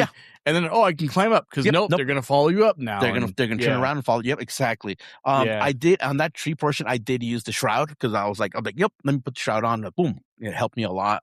So there's a bunch. I use it a lot more. And it's part of the game. I wasn't like, oh, it's so super. I'm like, no, that's what I'm gonna use. I'm gonna use it. Fuck it, I don't care. I use potions and the shroud. So what? So what? At me. But no, Dan the Man, I want you to play it. I think it was fun. It was super, super fun. You played, you were surprised with Ghost Babel. I think you'll be surprised with this one. Yeah. And so I think, other than that, are you saying that of the Zelda series, this is our Ghost Babel? No, I don't think so. No. A hidden treasure? No, not at all. A diamond in the rough, so to speak? No, not at all. No. In the rough. You know what I would say? Of the Metal Gear or the Zelda of the Metal Gear, whatever the fucking phrasing you said, I would say this is a Metal Gear Survive. I think it was a lot funner than I thought it was going to be. And ooh. You know what? I have to agree. Noise? I was pleasantly surprised. Well, I'm so torn with Survive. There was parts you liked of it. There was parts you liked of it. I liked it when we were playing together. Even when we were playing together. Even when we were playing by ourselves, but talking to each other. That was fun because we were just dogging on this shit. But that's what kind of this is. We play it all separately. How to open the boxes? Oh my god! What the fuck? Oh my god! How the fuck do you open this? And just dying randomly, like, why the fuck just killed me? You're like, oh no, bro. And then all of a sudden, all three of us died. You're like, what? Oh yeah, within seconds, we all died. What was it? Was it thirst or what the fuck killed thirst or hunger? One or the other, yeah. Oh man. Yeah, I guess I gotta agree. This is the Survive, and that's what this is. We all played it separately, but we were talking about it, playing, and we're like, "Oh my god, that part was so stupid!" And we're laughing. Yeah, it's Survive. Yeah, this is definitely Survive. Yeah. Okay. That's actually a really good analogy. I'm glad you brought that up. That's good. Yeah. I still want to play Survive more than this one, though, for sure.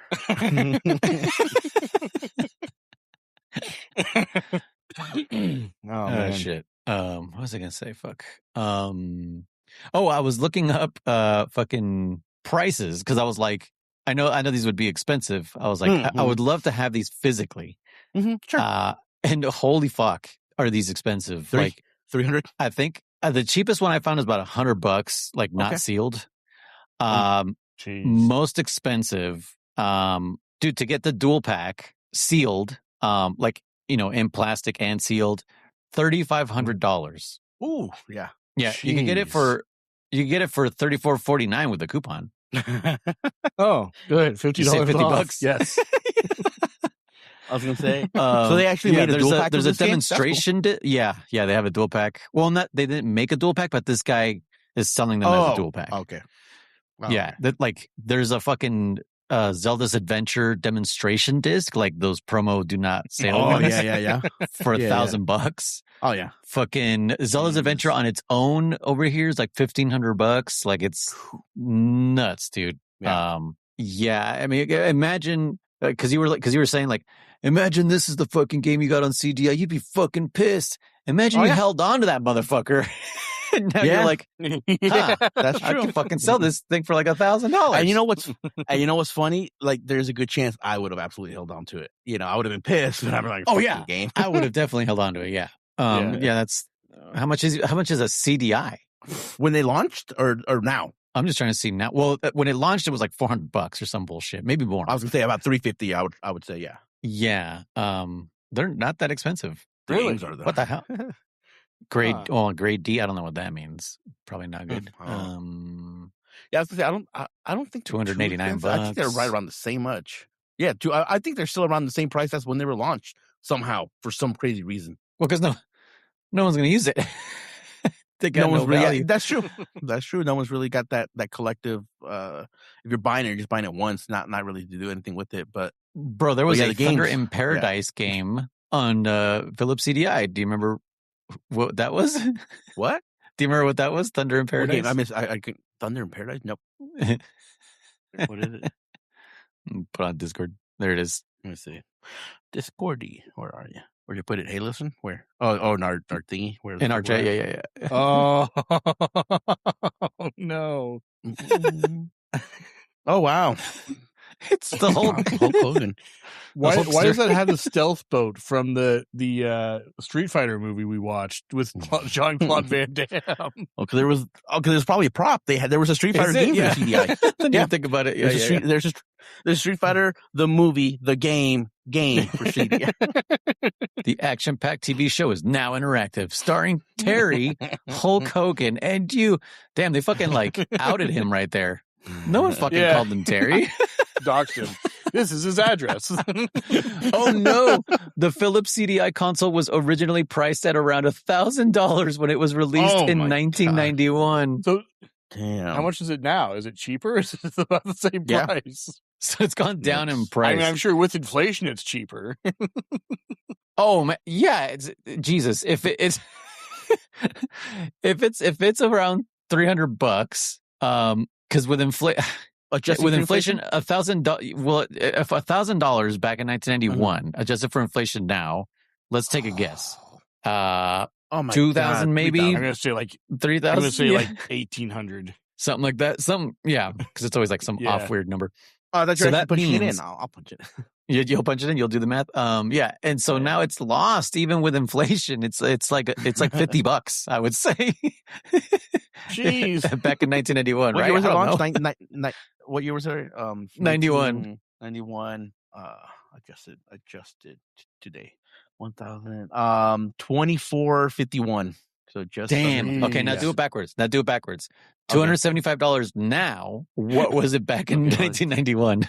275 now back versus 91. There it is. Hold on. Damn, people Google fucking autofill. That's dangerous. Give me like 1,200. 275 in 91. No, that's not what I asked you dumb piece of shit. Not 1,200. 120. From what's the year are we in? 2026 to 1991. Calculate $114.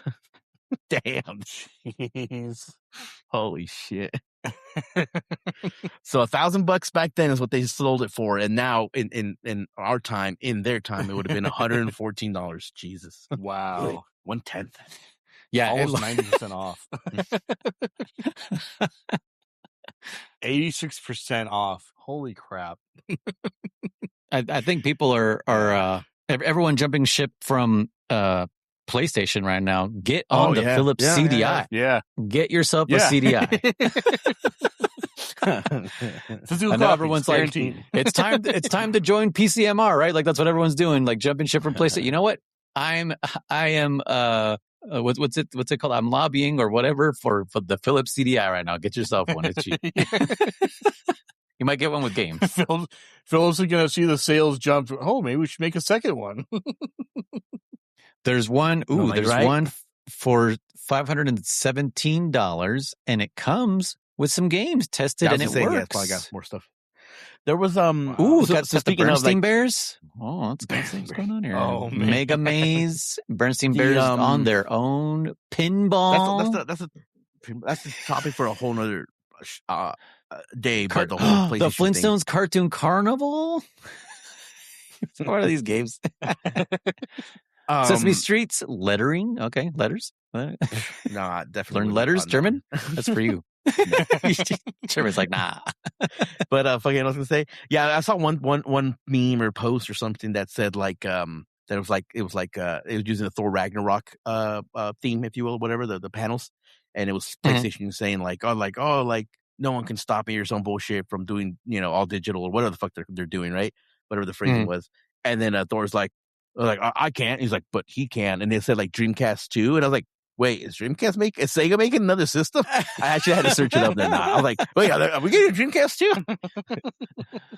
So maybe we should switch that to Sega. Philips CDI 2. The Philips CDI 2. The Philips CDI. Ooh, ooh. So that would be -1. The Philips -1. Damn, done. What? the imaginary number. That's not a negative number. We went through this. We have been through this. CD square root of -1. No, well, that's an I. That's an I. Square root of -1 is I. So you have two I's. It's -1. Oh, right. No, because that would be a real number. I got you now. Because the square roots cancel each other out. You're talking about I squared. Yeah, okay. I squared, yeah. What if yes, just call it Philips CDI squared. I squared. Yeah. But yeah, it would confuse way more people though if it was just -1. Because there's already a dash in between the CD and the I. That's true. Then is it a Sega -I? That's a whole nother number, bro. No, you're talking about Sega now. We're talking about Philips. I mean, sorry, Philips. Philips -I is a whole nother number. Because you add one more I to that one, then it's negative. Then it's a 1. I wonder if that's a thing. Yeah, what? It's a thing. I don't know. It's a thing. A negative I? What do you mean? You can't just make it up and say it's a thing. It's not making it up. It's in math. Negative. No, negative. Okay, hold on. Let me show you. Yes, it is. Let me break it down for you. What is a negative imaginary number? We've been through this. We have not been through this. The answer to the square root of -25 is plus or minus 5i. Because we don't know what the square root of a negative number is, but we sure as hell fucking made it work. There is no square root of a negative number. It's I. You're saying it's the letter I. Hold on. Hold the phone. If you multiply, so now we have established that -1, square root of -1 is I. If you were to multiply it again by another negative, if you were to add another one to it, now you get the square root of -1 times the square root of -1. Square roots cancel out. You get -1, correct? Correct. If you want to multiply by another I, now you have a -I, because -1 times square root of -1 is just -I. If you do a fourth one, but it would just be 1. No, that's the fourth one, because you still have -1. Oh, you're right. I do remember this. I remember this. And then if you do it the fourth time, it's so weird. So then you have the negative square root of -1 times now you're getting me lost, but it's 1. The answer is 1. Okay. Chris. Yeah, so I do remember. -I is not 1. -I is -I, which is the square root of -1 negative. Whatever that number would be, we don't know. So it would be a negative version of it. Okay. Yeah. All right. It's there's no way to represent it's the whole half stepbrother thing. Pretty much. Sure, yeah. It represents a point in the complex plane that is one unit in the negative direction of the imaginary axis. Yes. Which I fucking didn't learn how to graph those. You're a time traveler, twice. which means you can you can access the fourth dimension. Can you explain that to me? That's a different story there, but German, but no, how do you? I didn't learn how to plot curious. these twice. What? I've been curious all these years. For those not in the know, German slips through time. We established this in our Coda Calls podcast. If you want to, get the story, the lowdown, go listen to that.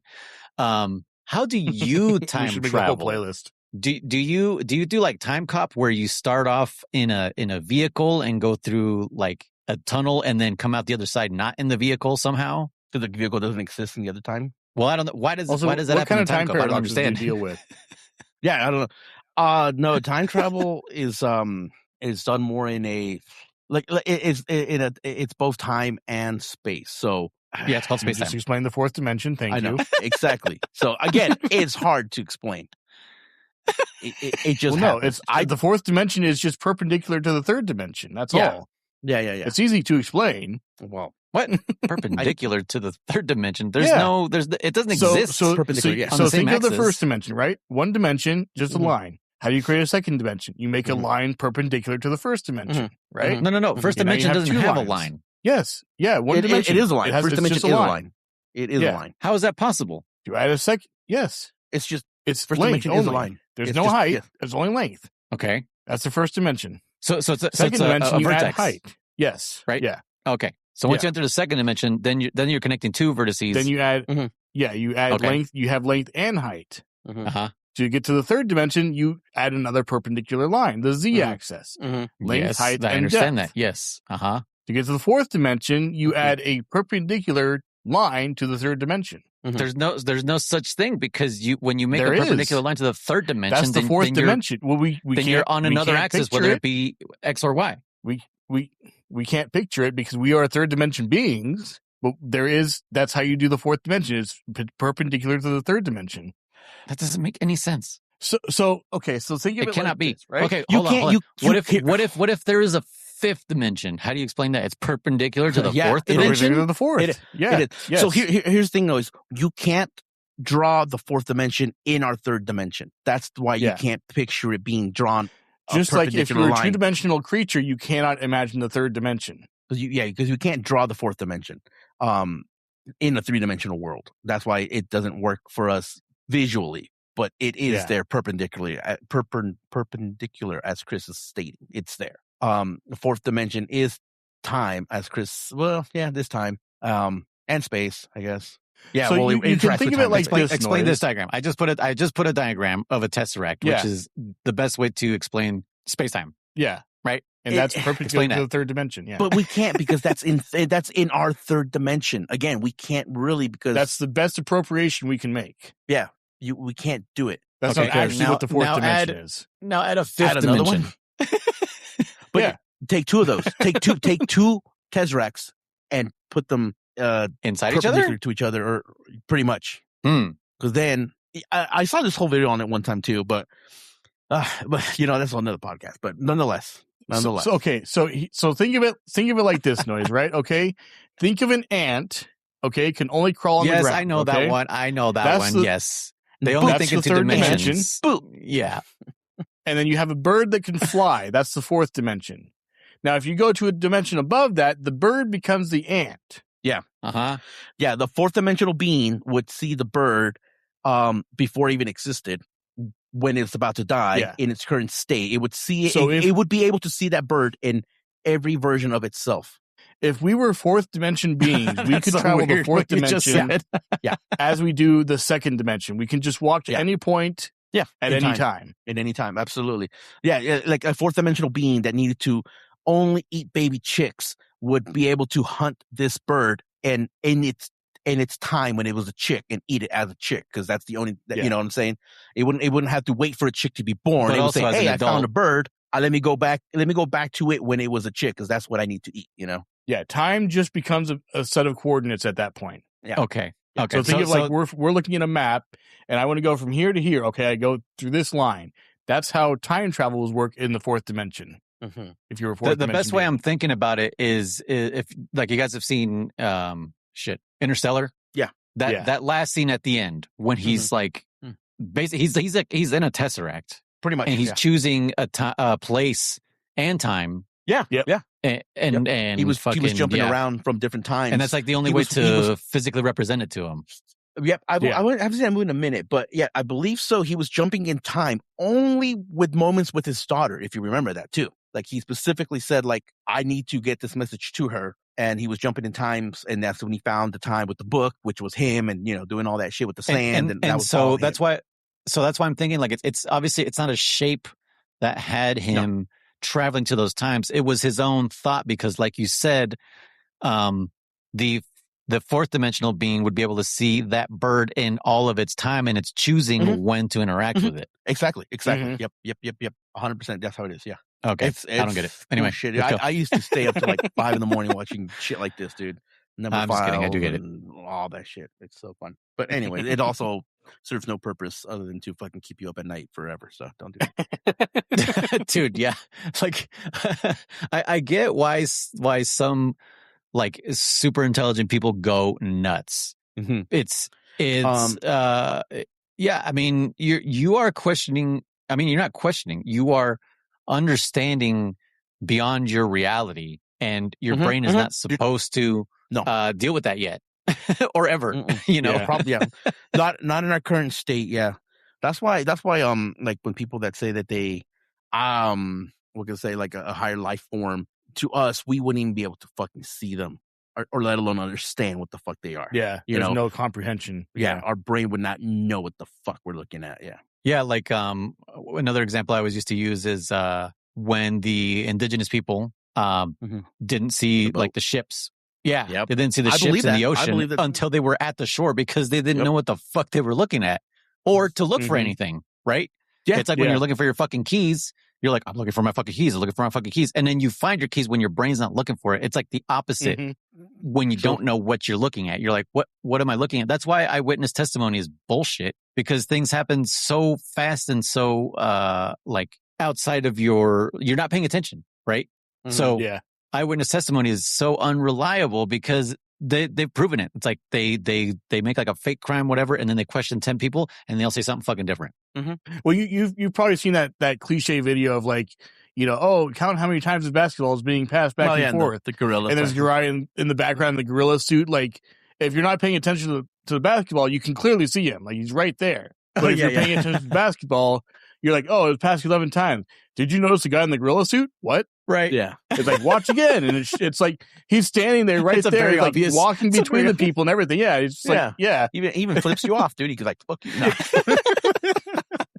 He should have. That would have been awesome, dude. Does the suck it sign? Yeah, dude. Oh, man. I used to do that shit all the time. Oh, man. How did we get on this? Philip CDI. That's how we got on this. Yeah. Okay. the CD negative I or whatever the fuck it's going to be called. I squared. Oh, yeah. I squared. But to add to that real quick, back in 2000, when Xbox came out and Xbox 2 came out, and I said they should have called it the Xbox Squared because I knew they were going to make a third one. Then the third one could have been the Xbox Cubed, and they didn't fucking do that. They called it 360, and then they called it whatever the fuck they called Xbox it. The Xbox One. Yeah, it's stupid idiots. Yeah. Should have hired me. We used to make fun of it, saying like the next is going to be called the Xbox 720. Because it's just 360 exactly. twice. Yeah. And that's what I'm saying. Instead of Xbox 2, which was very cliche because we already had PlayStation 2, I'm like, no, call it the Xbox Cubed. Squared. Sorry, Squared. That would be way better because you still have a 2 in there, but it's not, it's different than just putting a 2 on it. It's Xbox, and then Xbox Cube. It would have been yeah. But then Xbox, Cubed is a 3 and not 4. But anyway, what's 4 called? Just to the fourth? To the fourth. Yeah. To the fourth. Or space timed. To the space time. To the Tesseract. Xbox space time. To the Tesseract. There we go. Oh man. Oh shit. That you just reminded me of like, remember what the fourth dimension used to be like in the cartoons? It was just like things floating around. Yeah, like Muppet Babies. It's like, oh my god, we've opened a closet to the fourth dimension, and there's just like things floating around, just random objects. Like, whoa, the fourth dimension's crazy. Yeah, it's just like someone's closet fucking fell out into space. Yeah. What's crazy about this? Now that we really touched about this, I'll end this time travel shit about when I was little, I was young, I was like I don't know, 10 years old, something like that. I did have a dream about traveling through time. And it was as simple as we've described it, even though it's not simple.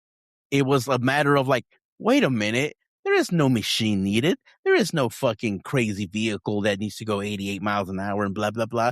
It's all about perception or whatever. It's like, if you simply want to go to the fucking past, you literally just had to like, again, in my dream, I don't know how the fuck I did it, but like, you like solved time travel in your dream? Yeah, it wasn't it wasn't no machine that I built that uses 1.1 gigawatt. No, it was a simple matter of like gigawatts. Just fucking go to the past because it's existing. It was. I was like, I woke up and I was like, dude, how the fuck did I do that? I'm like, it's fucking crazy. I'm like, but anyway.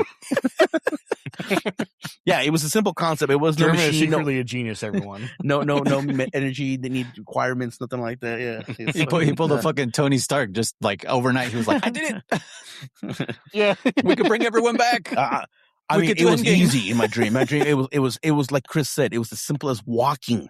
It was literally going like, I want to go back in time. Let me just fucking walk back in time. What's stopping me from doing? Yeah, it was. I was like, yeah, but of course, I'm like, I can't do that in the third dimension. You have to be in the fourth dimension to do that. So right, yeah. Anyway. How do you get to the fourth dimension? Yep. You have to find a door perpendicular to the third dimension. You have to find that door with all the floating stuff. I used to love that as a kid. I was like, this is crazy. What is going on in this fucking episode? No, German. It's the door of truth. It's the door of truth from Full Metal Alchemist. I've actually started watching that again. I haven't watched it in a minute, so we're watching it. That's for other podcasts. Yeah. Anyways, what the fuck? What were we actually talking about? What's it? No, besides we go. Yeah, that it was fun. That it was like Metal Gear Survive. Else to say about? Yeah. I recommend it. Dan, that was like an hour ago. Play it. Yeah. We were ending off with dude. Seriously, the last time I looked at the clock, it said we'd only been recording for 44 minutes. It's in an hour and 44 minutes now. Time travel. That's time travel. Technically, we are all time travelers. We are. He took us. Yeah, we're just hold on to German and you'll time travel. Yeah. But yeah, so actually I thought we were done, but no, the next one is the one I know nothing about. Yeah. Adventure of Zelda. Zelda's Adventure. It's got live action cutscenes, like full motion cutscenes, which is basically what the CD platform was for, right? Like that's really what everyone really wanted the CD for. Like you could not escape it. Like Dragon's Lair from the arcade was on there. Fucking Lethal Enforcers. There was like a bunch of Star Wars games, fucking full motion videos with none of the cast members. And you were like, what the fuck? Where the fuck is Han Solo and shit? Thunder in Paradise was on there. Oh yeah, that's right. Thunder in Paradise. I forgot. I'm going to make a prediction. I'm going to go on the limb and say that Adventure of Zelda is going to be the Metal Gear NES remakes or whatever ports. I think this one's going to suck. You think it's going to be the worst of them? Yeah, I think this one's going to suck. Okay. I think I'm not going to have fun. I'm kind of pulling the other way. I think it's going to be so stupid and chaotic that it's going to be hilarious. Okay. I think this is going to be the Mortal Kombat Mythology Sub-Zero of the of this collection. Have you ever played that? I've not played it, but I played it once as a kid, but I never like beat it or owned it or watched a walkthrough. So, but dude, I played that game. I don't remember beating it, but I don't know why they like, because it's a platformer and you can still do all the Sub-Zero moves and everything, but it's like less responsive. And then every time you like started a level or whatever, there was these full motion video cutscenes with like the like just like Temu level costumes, like you got these off of Alibaba or some shit. Like they just made them in their backyard. I feel like this is going to be, dude. Well, okay, hold on. 2 questions or 2 points I want to make. So that one, Sub-Zero Mythologies, and there was one with Jax and Sonya. That was like, did that one ever come out? The Special Forces? I don't know if it ever did come out, but I want to say that those were definitely was it preludes or whatever, the betas for Shaolin monks later on. That is a really good game. Great game. Yes. Yeah. But when the second point the topic I want to bring up was, what do you mean is the Sub-Zero mythologies? Like it's gonna be bad or funny bad or? Well, because like it's so out of scope from all the other games, right? Okay. Like this one, these two that we just played are still in the vein of Zelda 2. Yeah. They still kind of resemble what they're supposed to be. Sure. Yeah. But Sub-Zero Mythologies is like, here's a platformer. And it's like, okay, why? And then, and then here's some fucking full motion cutscenes. It's just like, this is really weird. And you got the worst actors of all time. Why didn't you hire the actors that you used for the fucking original games they would to act this shit out? They would have been just fine. Yeah. They know how to act like those characters. So it's so fucking strange. So that's why I feel like this is going to be that. It's going to be like this is the redheaded stepchild of the Zelda fucking franchise, I think, because it looks like remember I said it looked like fucking like Final Fantasy 7 or some shit. Like I don't even know what kind of game this is. Is this going to be a fucking RPG? What is this? Yeah, I don't know. Actually, good. It's going to be a hybrid heaven all over again. Is it an RPG? Is it a shooter? Yeah. I don't even know what genre this. Let me look it up. Zelda's. Oh my god, if I can spell. I want to say it's going to be classified as adventure. Yeah. So it is supposed to be mimicking the top down of Zelda 1 and Link to the Past and Link's Awakening. Is that what you're saying? Is that what we're thinking? Yeah, I believe so. Why is this shit not loading? You broke it. I'm just like searching. Nope. I'm trying to search a word. Zelda's Adventure. Okay. Action. Just give me images. I want an image. It's like, no. No, you got to play it. What is happening? I don't know what's going on. You guys look it up. Is it okay? No, yeah. Okay. So it looks like it's a top down with like, oddly enough, Mortal Kombat scans, right? Like someone took a camera and took pictures of Zelda from the top. I think so. Yeah. It's all I know is for sure. What I remember seeing is it's very muted, very ugly. You know, like right. It's drab as fuck. Yeah. Yeah. Like I'm telling you, there's this game on Sega called Hide Life, Super Hide Light. It reminds me a shitload of that, just with bigger sprites, because those sprites were tiny. I'm like, I'm pretty sure it's Super Hide Light. I'm 90% sure that's what it's going to be. Okay. So, yeah. So, I don't know. I mean, I guess it's in the same genre vein of the other Zeldas, but it's done in such a weird style. That's why I feel like it's going to be the Sub-Zero Mythologies. Yeah, no, I think it's still done in the same style, but like it will be in the terms of, like you said, a jump in not just artistic, right? But like say, everything's gonna be like, why did you choose this? Like even with the ones we just played, they're cartoony and everything. But like we said, they do Link. It does look like Link, ugly, but it looks like Link. You know, Ganon, it's ugly as hell, but you know it's Ganon. You know, he's the main bad guy. So this one, I'll be surprised if like Impa all of a sudden is not fucking an old lady with a crystal ball or whatever. She's gonna be some hot fucking drag queen or some shit. I don't know. You know, I fucking don't know. I don't know what they're going to change, what costume choice they're going to make, prop pieces that they're going to decide that Triforce is now money. I don't know. We'll find out. The Triforce is now money. Yeah. Are they going to change currency like they have on us a bunch of times? Yeah.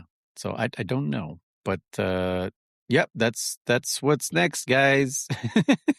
Yeah. I just noticed that Shadow had posted a meme directed to me in Hey Listen. And I don't know if he was in on our recording list earlier and listening or what, but it's about cleaning. But it's also about stepladders. It says, I'll clean my room when I want to. I don't have to listen to you. You're just my stepladder. Dude, he time traveled. He did. Yeah, because he wasn't in here, right? I see him in here. I don't think he was, yeah. What the fuck? That's fucking nuts. Hella funny. Did you see what I posted? Watch that. I love those kinds of projects. I posted someone. Oh no, the reanimated one? No, not yet. A bunch of some guy did this for a school project apparently, but a bunch of artists collaborated and just redid all the animated sequences or whatever to the game, and it's cool to see different takes of it. And there's dude, you get everything from stop motion to So I won't spoil a lot, but it's fun. I love stuff like that. Bob's Burgers did an episode like that. It was fucking one of the best episodes because every scene is a different artist and the characters are different. And you're like, and you don't even notice it because the voices are all the same. The voice actors are all the same. But it isn't until like literally like every time it switches scenes, you're like, oh shit, like dude, every scene is a different style. It's so cool. It's so cool to see. So yeah, watch that with a music video for it's a Bowsette song. I can't remember what it's called. Bowsette? Yeah, Bowsette. They did a music video. Why do you sound so surprised? What the fuck's Bowsette? It's Bowser with a peach cap on. They music video. Okay, that Bowsette. I thought you said music video. I was thinking back like MTV times. So I was like, no. Bowsette? Yeah, this is recent. Yeah. Oh, okay. Yeah, it's a YouTube video. Oh, okay. And they did like I think it was like 23 different animators. Yeah, I love that. I love that. Did this music video. Yeah. Post it. I love that because again, I do love art. I do love creative. Again, like with these Faces of Evil and One of Gamelon. Again, we can make fun of them all day long, but someone fucking tried enough, on these scenes, So I'm like, hey, good job, bro. Better than me. I'll be honest with you. Better than anything I can draw. So actually, I'll post up the picture of the proxy card I made. I drew a little some of the because I could have just wrote down what the card was, but I decided to actually draw it out by hand just to. But for better, so I'll post what I drew. The name of the band that sings the song is called the Chalk Eaters. Chalk Eaters? Yeah. All right. Hey, man, that's good for you. Chalk is full of like chalk. What's chalk made of? Yeah, chalk is full of chalk. Thank you. Thank you for explaining that. Bum, bum, bum, bum. Chalk is made out of like calcium? Birds. Yeah. Calcium carbon. I think it's got calcium. Yeah. Calcium, limestone. It's all good for you. All this shit's good for you. Yeah. Well, they actually use chalk if you have like minor poisons and stuff. They can use that too. Oh, sure. Yeah. Yeah. Eat some chalk, guys. Just a little bit, not a lot. Just a little bit. Yeah. Don't go crazy. Chalk, guys. Don't go crazy. If you got an upset stomach, I'm sure chalk would help a little bit. I won't lie. Well, they put that in Tums. That's one of the ingredients. Exactly. I was about to say, is it in Tums? Just eat some chalk. I mean, it seems like chalk, so yeah, it's basically chalk. Oh my god, what are we doing? The Zelda podcast where we talk about everything else. Holy the fourth shit. dimension and chalk. Calcium corbate. Yeah, same shit as chalk. Just eat some chalk. Dude, I wonder if that's a hack. I wonder if you could buy a box of chalk for like 99 cents versus fucking Tums for $10. The heck? Yeah, I mean, as long as the chalk is non-toxic, I'm sure it'd be safe. Yeah. Yeah. Bite a chunk off. That's fine. Who needs antacids when you can buy chalk? Yeah, stop paying fucking big money for name brand. Dude, fuck Tums. Go get some chalk. Yeah, fuck you, Tums. And if you want to sponsor us, then please go ahead and sponsor us, and I will fucking promote you guys. Forget you, Walgreens. Shut the hell up, CVS. Hey, man, dollar store chalk. There you go. Dude, Noise is dying.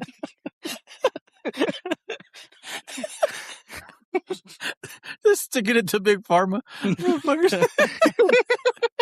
One piece of chalk at a time. That's a t-shirt. Chalk is not just for sidewalks anymore. Yeah, man. Chalk. Chalk, you don't need a blackboard. Oh, man. So you're saying basically that if you didn't have chalk handy, you could go to a school and lick it off the pavement? Yeah. No, that was dirt. Why not? I mean, if you wash it beforehand, it's fine. I mean, dirt also has the minerals that you need, right? Yeah, other stuff too. Dirt is a mineral, yeah.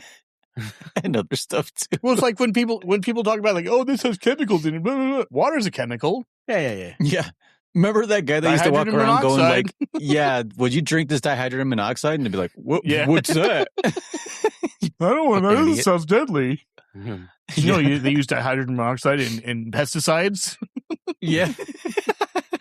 Yeah, those fear-mongering health people on YouTube are fucking annoying. Yep. They're like, this chips has blah, blah, it's bad. I'm like, it's so easy. I can't pronounce it, so I'm not going to eat it. Oh, yeah? List all the ingredients in banana, bitch. Yeah, exactly. Right, exactly.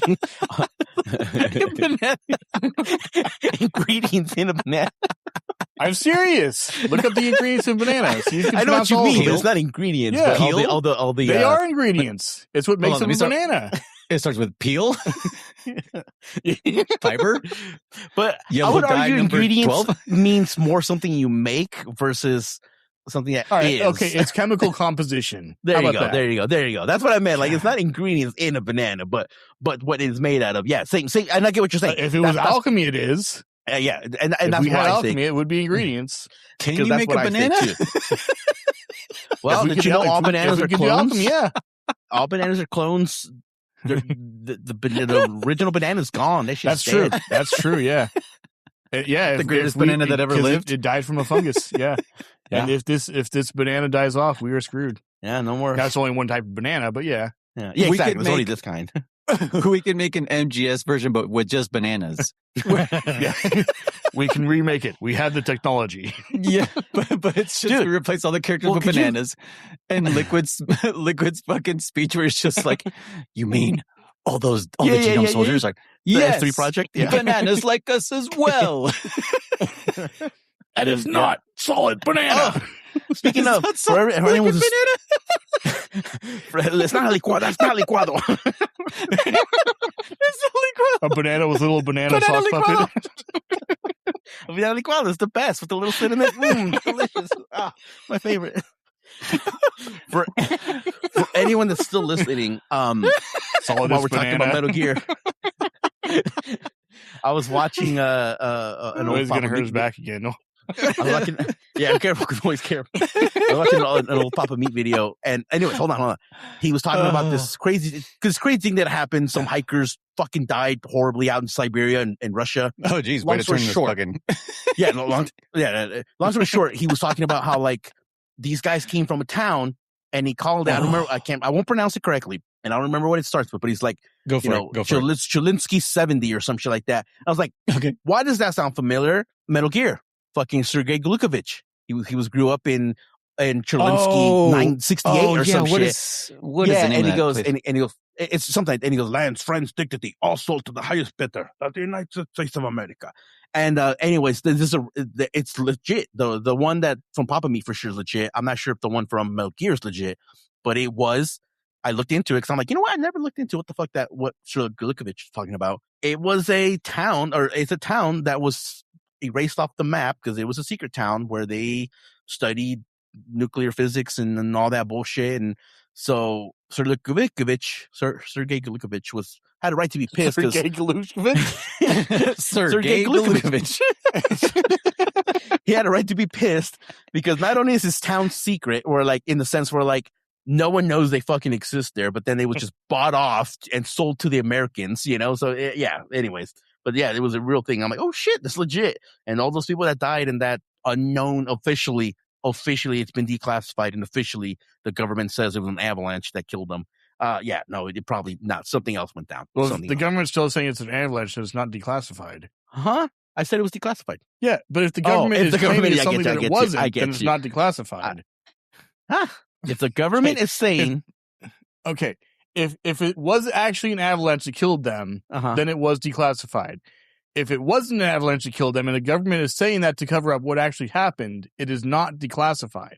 Because declassified would mean I know what actually happened. Declassified means that all the documents were revealed. Right. And so we would know what actually happened. But if the government is still covering it up, and we don't know what happened, it's still classified. I mean, but you could, I get where you're going with this, but and that's what I'm trying to say is that. But that's the definition of declassified. You can't say something's declassified if it's still classified. I know where you're going. Are you trying to make a bit that the government is lying still, or no? I'm trying to find out from you. Was it actually an avalanche that happened, or did the government say that to cover up what actually happened? Is the avalanche the cover story? That's okay. So I don't know how to answer this too well, but let me answer this. I saw the video. Is the avalanche the official story? The avalanche is the official story. Okay, so then that means it could still be a cover up. Possibly. We don't know. I guess because maybe I said the word declassified, and I don't know if it was declassified. All I know is according to the video I saw, it said that they had closed the case and they were like, we don't know what happened, but fuck it, moving on. And then the families of these people that died, it was I think like 8 people that died. They're all still like, dude, no, like something happened out there. What happened? Finally the government came out and said, okay, we went back and looked at everything, and it was an avalanche. Case closed. So you're right. Yeah. Was it declassified? Declassified? Don't know. One of the guys that was in the lead investigator back in whenever it happened, I don't remember the year, like the 60s or some shit like that. He was investigating, and then all of a sudden he was like, you know what? Nothing happened. Just fucking move on. And everyone was like, that's kind of odd. Like, is he being pressured, or, is he being told to shut the fuck up?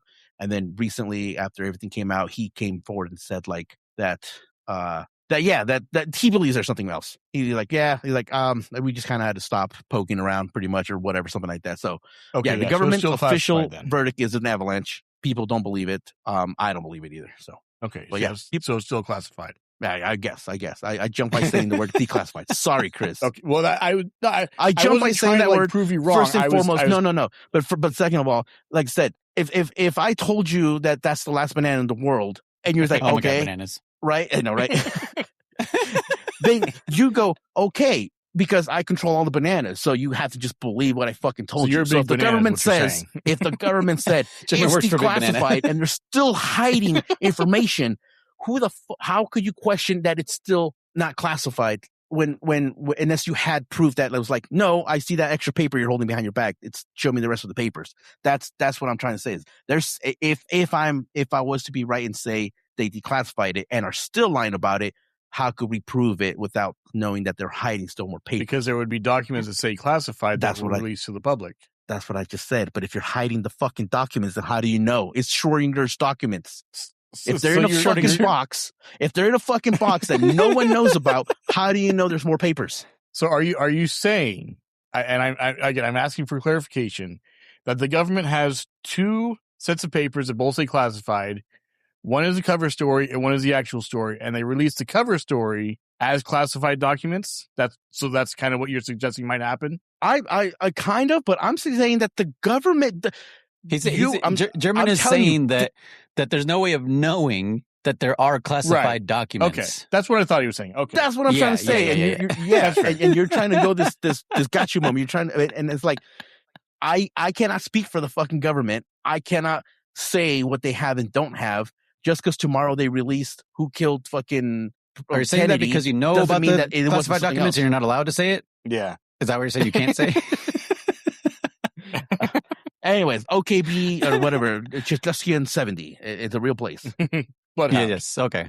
I was telling Jesse, I feel like this podcast, Hey Listen, is kind of it's in its rough stages, like the way Kodak Calls was at the beginning, where we couldn't find a fucking schedule. We were like, life was happening. We're trying to figure. We're just like okay, this week yes, and then next week no, and then it's like, oh my god, we're never gonna get. So don't worry, we won't give up on this podcast. Even if it takes us until we're 50, we'll get through this fucking series. But it's fun. I like doing this. So yeah, same thing with the Coda Calls one. You know, these we're adults, so this podcast isn't exactly our priority. It's something for fun. We do appreciate those who support us, through Patreon and stuff, so we can get like a little bit better gear and the games that we don't have to play them and whatnot. So that's nice of you guys for supporting us. So thank you. So next game is Zelda's Adventure on CDI. There is no remastered version of this. There is a demake German found. I downloaded it. I kind of started it just to see what it's like. I don't know if it's the full game, dude. It's kind of rough. So, I mean, I would say, Chris, German, boot it up, play around with it. If you have time. Okay. If the original one is just too much to just like even deal with, like just be like, fuck it, let me try the Game Boy / Game Boy Color version. And then we could talk about both on the next episode. For everybody out there, it was on, where was it? I think it was on itch.io. Zelda's Adventure. Let me just make sure. If anyone has overview says it is complete, so just so you know that. It is okay. Oh well, AI overview. According to hopefully he's right. But yeah, you can play it straight on. You can play it straight on itch.io. It is in .gb.gbc format, so you can play it on any emulator, on your iPhone using Delta, on Android using whatever else is out there, RetroArch, or if you like flashing carts onto a Game Boy, it'll actually work because it is in that format. So yeah, that's pretty cool. I would love to do something like that. Yeah, if I was more tech savvy. I didn't know it's not hard, and I cared more, but I would totally love to play in the original consoles if I could. Yeah, get into a NES maker. Yeah. Ooh, yeah. That's right. It's hard to program for that. But yeah, thank you guys so much for tuning in to Hey Listen. I have been Noise. I'm DammitKriss. Hey guys, I'm Rizer. And we'll see you guys next time. Goodbye. Bye. Bananas. Quack.